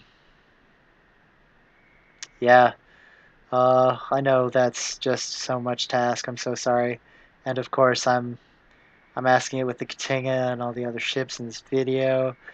But I have to say that of course we're gonna ask about these things. Of course we're gonna ask about them after they happen. Of course, we're going to ask about them after they happen in such significant ways or with such significant impact. Um, so please bear with us, the fans, for that. Um, we see something become incredible looking. You know, almost screen accurate, and of course everybody wants that. Um, of course, everybody wants every ship to be built to that level. You know, sometimes, in some ways, people are starting to want more. Those we should reject those voices oftentimes. Um, but we we should let them speak, I guess. Losers. Only real Star Trek fans liked the good Star Treks. You have to like the originals now. Anyways, yeah, moving on through the content that's been released up to now, we had the balance update slash PvP update, and then after that, season 13.5. I'll just say that season 13.5 has been a nice quality of life update, and that's about all I have to say about that from my impressions so far. So the big balance update, season 13, and the PvP season has been a uh, a train wreck. But like, how does a train like balance in an online MMO ever come to a stop? Um, they tried, and I'm pretty half and half about how the whole balance thing has happened as of now. Like, everyone's always like, wait for how it happens and then make your real opinion. Well, okay, a lot of queues are dead, and I've got my opinion now. It's a train wreck.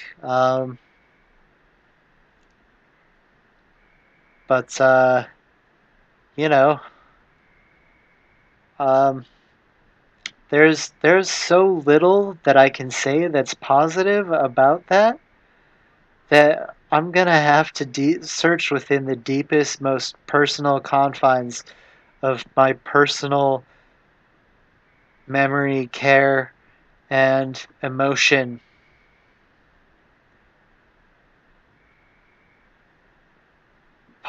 Probably almost most one of most embarrassing. It's among a family of embarrassing things that I love, Star Trek included. Cryptic, maybe your train wreck was a trap. for the vultures.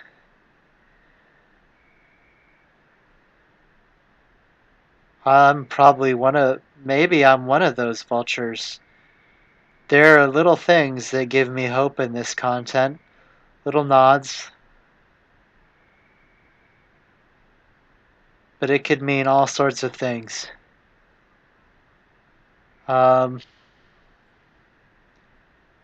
Big people in Star Trek Online are talking about the direction of this game in far-reaching sweeps right now, currently. For the first time, a season and expansion were announced at the same time. I think that was the first time that's happened. Um, yeah, it's like I said, blunt but caring things are being said all over the community about how the balance and competitive PvE has happened. Um, for let's just dive deep into it. Season 13 was basically point zero of this new impact of borderline delta rising scale. Um, they scaled some things back and did some stuff. So let's talk about the bad, the good. The bad. Let's try the bad first, and then we'll hopefully wrap up with the good of the balance changes. The bad, tag got nerfed to hell. TAC might be doing okay with it. I'm a burst damage guy, so maybe it affected me a little less than others. But I still feel like it was an incredible nerf, particularly to beams. I think we need to take a step back, evaluate what was done, evaluate what can be done. Beams were hit too hard. Um, like, if it's disaster mode at Cryptic, like a few of the sales make me believe it, there's a slight chance of there being. Well, basically, I think the Connie sold like a dream, but I think there are problems with everything that's happened. And if there are, hopefully this will be the talk we gotta have. Um, you know, just like Undiscovered Country and DS9 often are called. Sometimes they're called. It's said that that's something that I was about to say. One of the darkest things I could about Star Trek, but I'm not. I'm just not going to. No, I'm not there yet. I'm probably gonna start making a lot of my videos 18 and up. But anyways. Oh well, yeah, the balance change is getting bad. Beams were hit hard. What else was hit hard? Yeah. Control amplification was changed functionally, and thus, in my opinion, destroyed.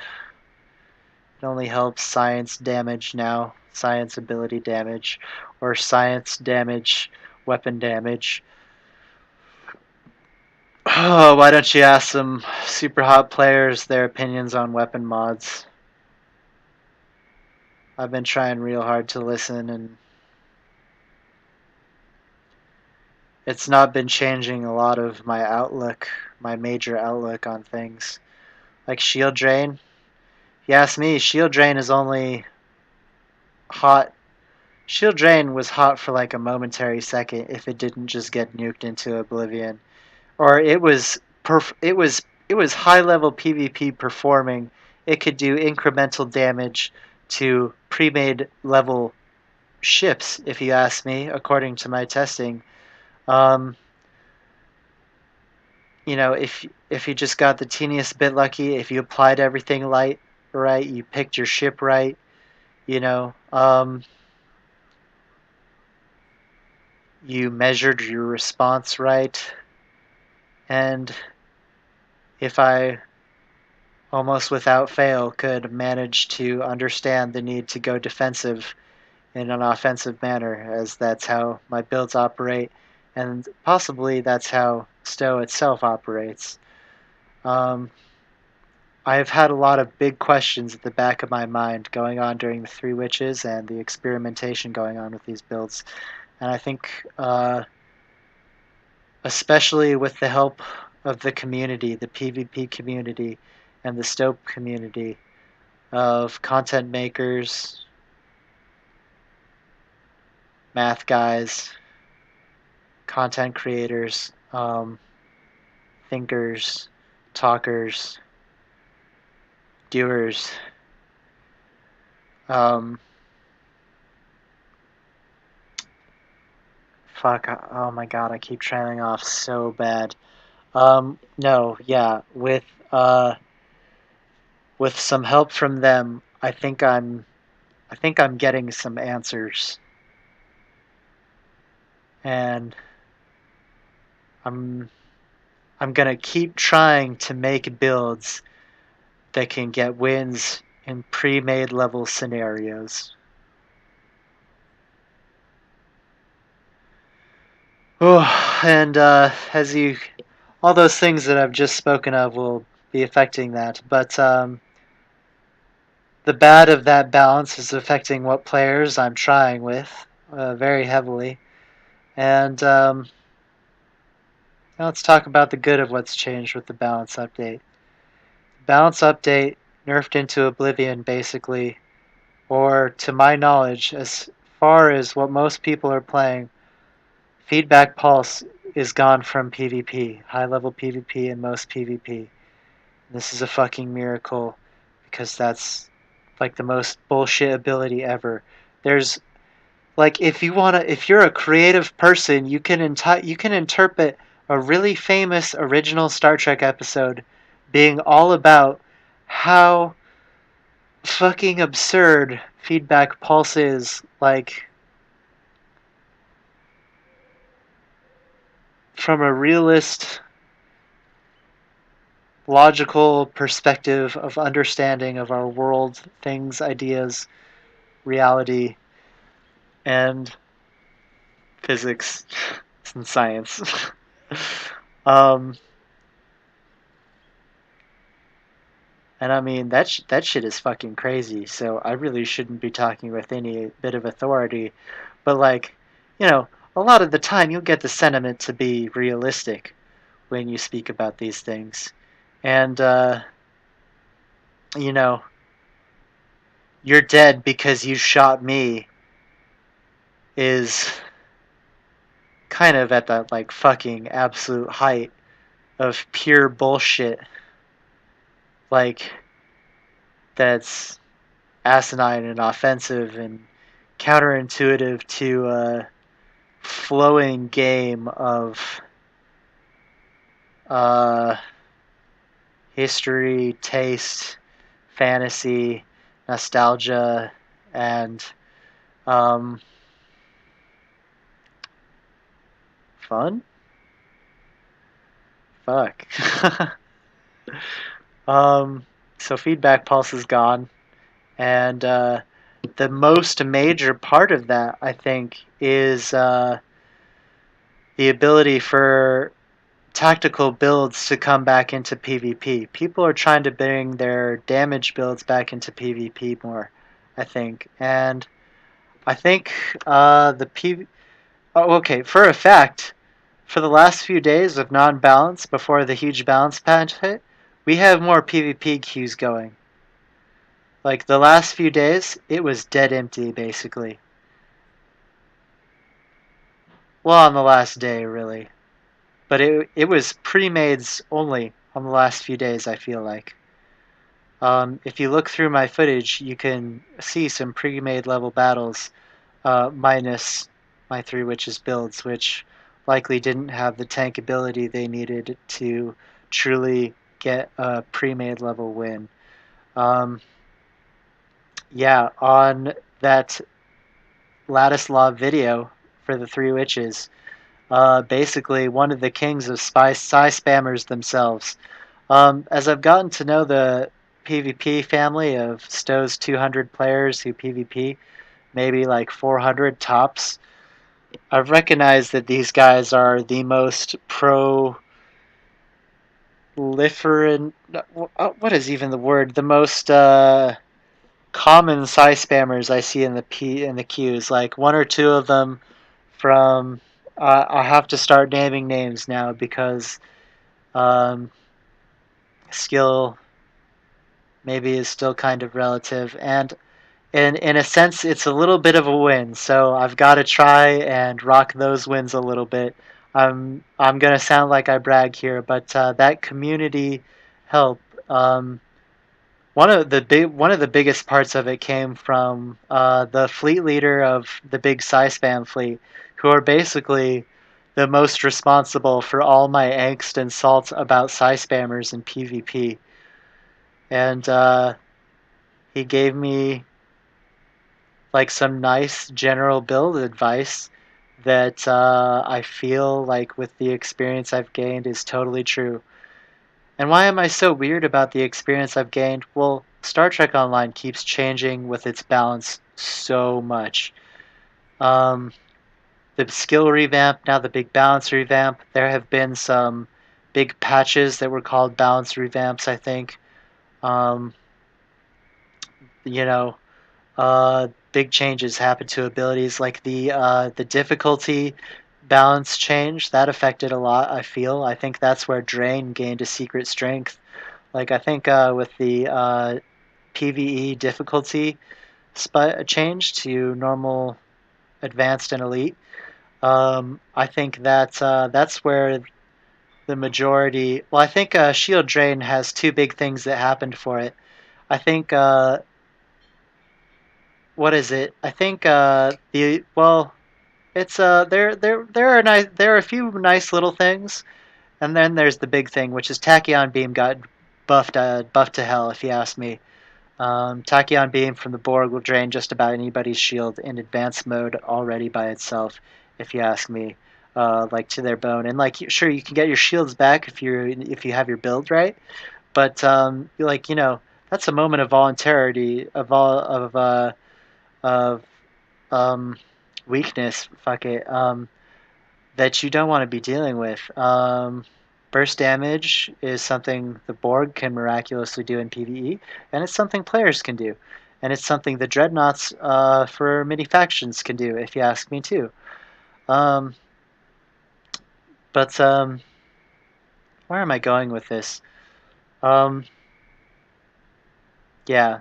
Um, so basically, one of the people I was most butthurt about, like literally one of the three people I would consider one of the best Psi spammers in the game, gave me a tip. He said your builds aren't tanky enough, and he gave me a compliment.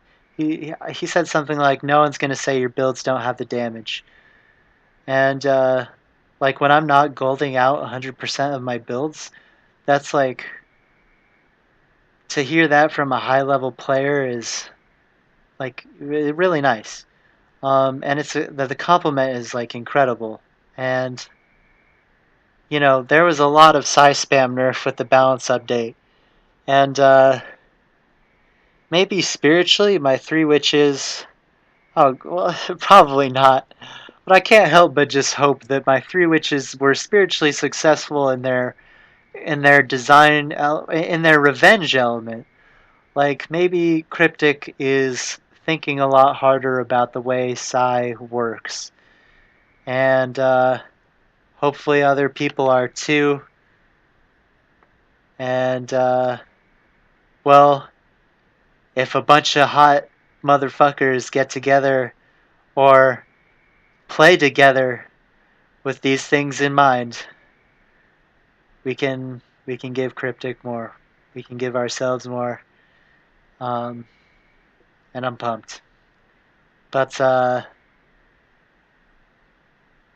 yeah. But like who knows if any like it's like getting really hard for me to say that Cryptic can't like fuck something up. Like, um, what else was fucked up about balance? Fairly so, or season 13 with balance. Is there anything else that I think got really fucked up before I finish up the boons? Um, let's see here. Uh, um, yeah, there were in general. If there were some nerfs, if something got nerfed, I'd like to ask why. If it wasn't Psi spam, still. Um, yeah. Maybe I'd certainly think that Psi spam still needs to be looked at for nerfing both Psi damage and Psi spam, like effect Psi spam. Now, Drain, I would say, would be a part of that, but only because of how incredible you can get your Drain skill to in current Star Trek Online. Like I feel like okay, I still can't kill some okay preliminary experimental results from my builds. I'm not killing the healers by myself. I'm not putting them in dangerous positions by myself. Um, with some help, yeah, I think I can fuck a healer up pretty good if the player's solid. But I don't know if I've got solid healer suppression yet. I don't know if I've got solid tank suppression yet with my shield drain, and I think that's because I didn't go out of my way to boost drain on a lot of my builds. I maxed out the skill and I got tanky gear that could also drain, is what I tried to do a lot of the time. Or gear that was offensive that would somehow help my drain a little bit, like say with Ox Power. But anyway, enough about stuff Cryptic should nerf. Um, JK. Well, both yes and no. That was the whole bit of it right there, basically, wasn't it? Um, yeah. Ooh, it's can't wait for that tweet on how this August 17th patch affects shield drain. Um, I've basically got a player fully PvPing with shield drain. It's I'll give the best info that I can. Try and find the best players that I can to fight against. Speaking of which, even though I've haven't been having a bunch of internet trouble, I tried my best to get that best experimental data I could with these new builds. I took Mira Malawi, this exact character, into a build while a certain famous streamer was PvPing. I haven't seen him PvP or make a bunch of PvP content in some time. And oh, okay, let me just say that in general, the outpouring of PvP content from content creators has been incredible. I might have already said that, but there's so much stuff to watch and absorb. It's great. I've done what I can, but I also have to play and experience to get the best that I can. Um, anyways, yeah, I have tried to stream snipe him. Oh man, I remember setting myself up for this situation. I told myself I was gonna get into a fucking awkward conversation about stream sniping because I halfway tried to stream snipe him. I saw him streaming, he was PvPing, and I was like, cool, and I was chilling, and I was like, if I finish chilling and he's still PvPing, I'm gonna try and get in the queues with him. And by the time I was done chilling, he was actually complaining about the queues not popping, and so I couldn't let that happen. I hate when you can't find a PvP match. You know, like maybe I'm a masochist. I don't know, but but like a light masochist at best, I bet. Um, so, anyways, yeah, overall performance of these six upcoming 4K builds and the stream snipe. I This build right here, Mira Malawi, my Pure Sci Torp Maiden was almost done. I was missing a duty. I was missing Well, I was missing one duty officer. I was missing 1.5 duty officers for it, and then I was missing a space trait clicky, which will not be named, and then I was missing. Um, oh yeah, and I've updated the build to be just a little bit more tanky and a little less shield drainy.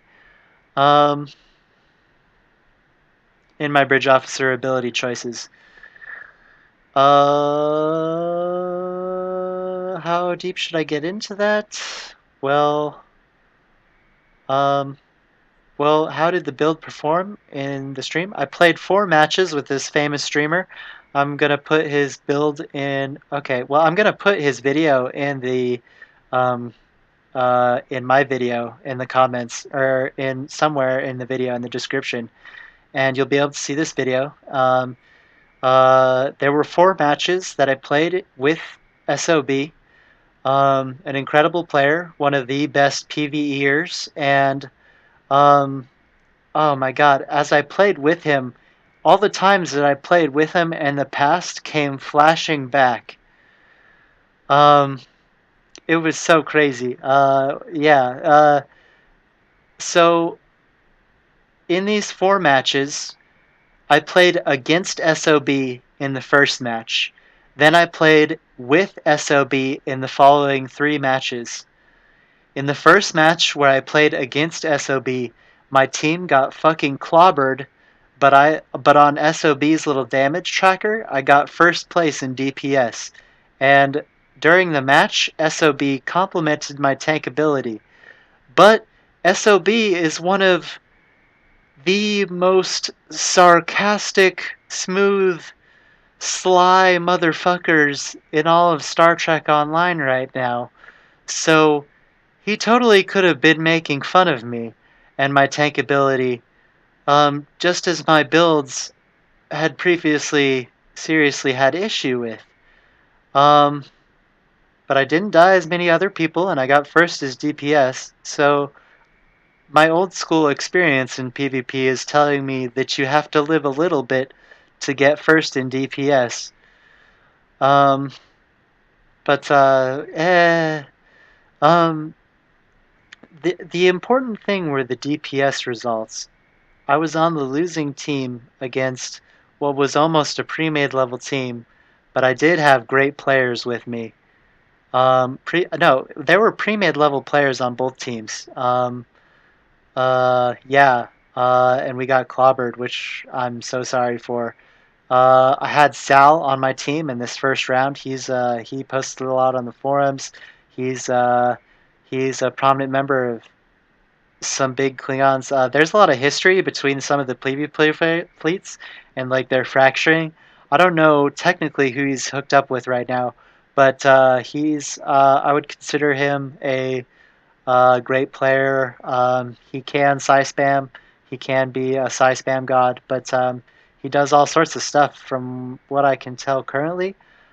Great player. Um, Sorry, man. Um, who else was on our team? I forget. I think we had some good ones though. But SOB and his teammates clobbered us. But I did beat SOB in damage, but it was only by about 2.5k. So not a big deal really. Uh, but you know, in these first stages of trying to establish myself in the community and trying to talk about the game at a high level of purposeful understanding, functional understanding, but not perfect understanding, not exacting numerical and proportional understanding, not those two. Um, you know, I've got to try and say, heck yeah, I can do it a few times, a little bit, every now and then. And I did beat him in DPS that first time. And then it was an absolute joy playing with him those other 3 rounds.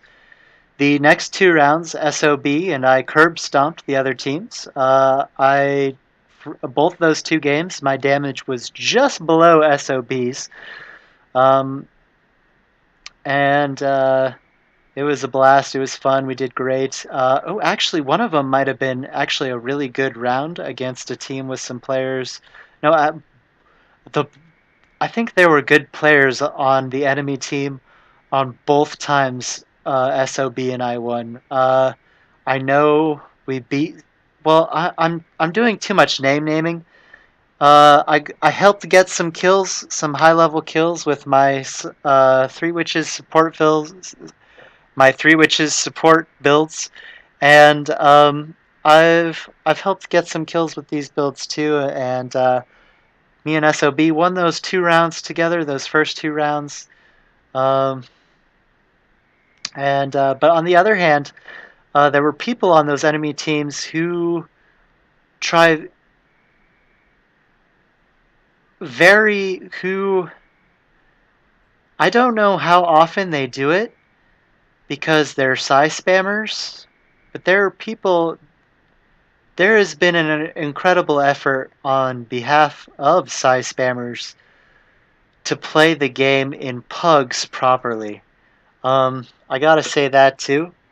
Like, a lot of the time you'll just see the weak links get focused down real quick. Um, but Sci spammers decide who dies and who lives.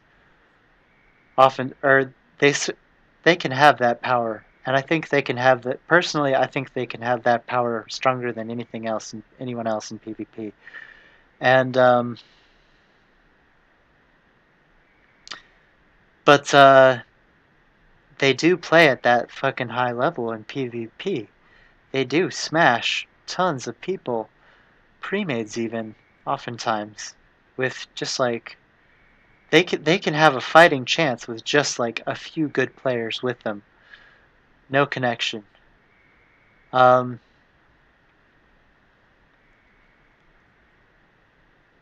Sometimes they can even be weak builds, like a torpedo build that fires backwards or something. And these Sci spammers will still put up a hell of a fight, try and fight for you. But like I think we, I think with I think in SOB's video you can see me and him beat a couple of the 2 legendary Sci spammers, like the like 4 or 5 legendary Sci spammers that I can remember.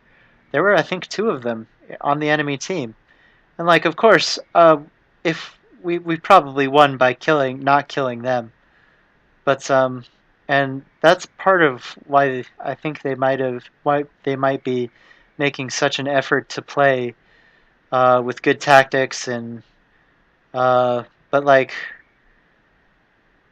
varying your target.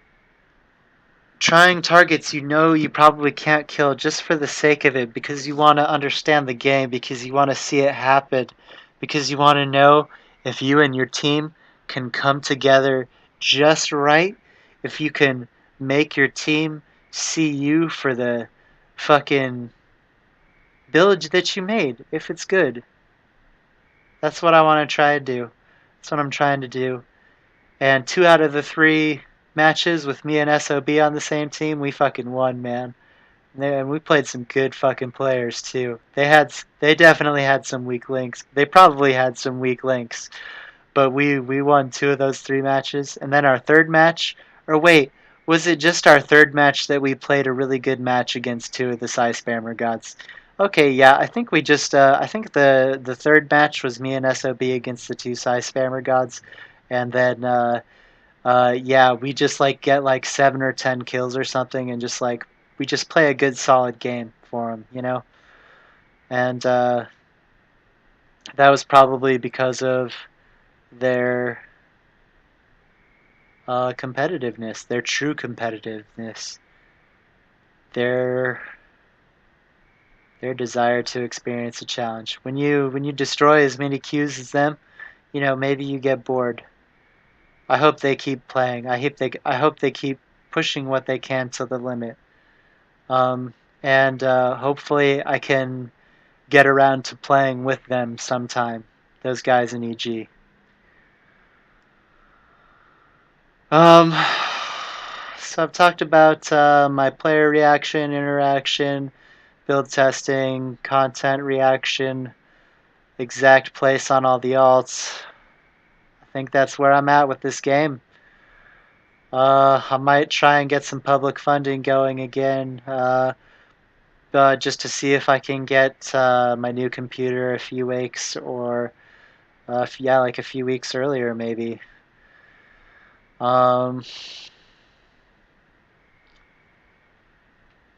That's a lot of me as a player in this game. More PvP footage coming soon. And fuck yeah. Let's see what happens. I mean, we're at the point where it can't be anything other than entertaining to watch it happening. Like, that's how I feel at this exact moment. Oh, heavy breathing.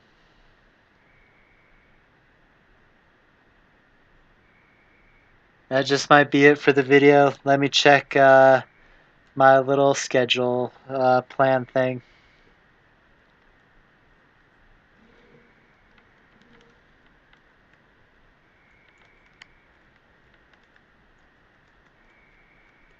Alt tab does not seem to be working. So, I'm gonna have to just give up on this one here, I think. Oh yeah, no, the little bit of whimsical thing. Basically, there's a big DS9 season coming, and if by chance we get squad or fleet stuff with that, probably there's no way we could hope for more than squad stuff, really, with technology as it is.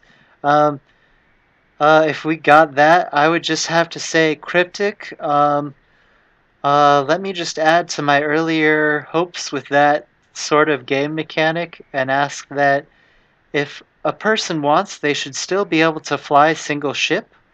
But how do you do that? Okay, you have your ship slots that can be empty or occupied for your squad or fleet ships. Um, and then if you leave them empty, you get a certain basic bonus that's rock solid, which should, you know, like, I'm almost okay. Let's say we get 2 to 6 squad mates in an upcoming squad system. If you choose not to have a squad seat filled with the ship, gear, captain, maybe even traits, like uh, like if you choose not to fill out that slot, how do you still perform as a single ship? Well, you should get some base bonuses. If your slot is totally empty, you should get like maybe like a 33% bonus to like your damage and healing tanking or something. Um, maybe lower, maybe higher, depending on the squad number, stuff, how it all scales.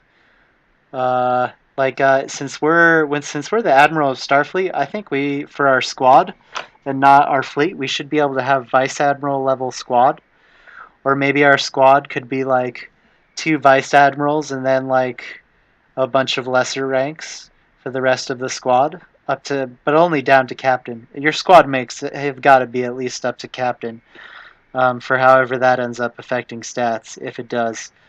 Um, so, okay, basically, this is just a little response to my video about my upcoming hopes and dreams for the game. And I want the game to get bigger and ship gameplay and combat, basically. Um, And if but hey, Cryptic, you've got to monetize your ship sales. You wanna get weird synergy going and make your game crazy. Okay, well maybe you can slot ships in your squad slots, but in a special fashion for people playing on toasters that has them not show up in the game.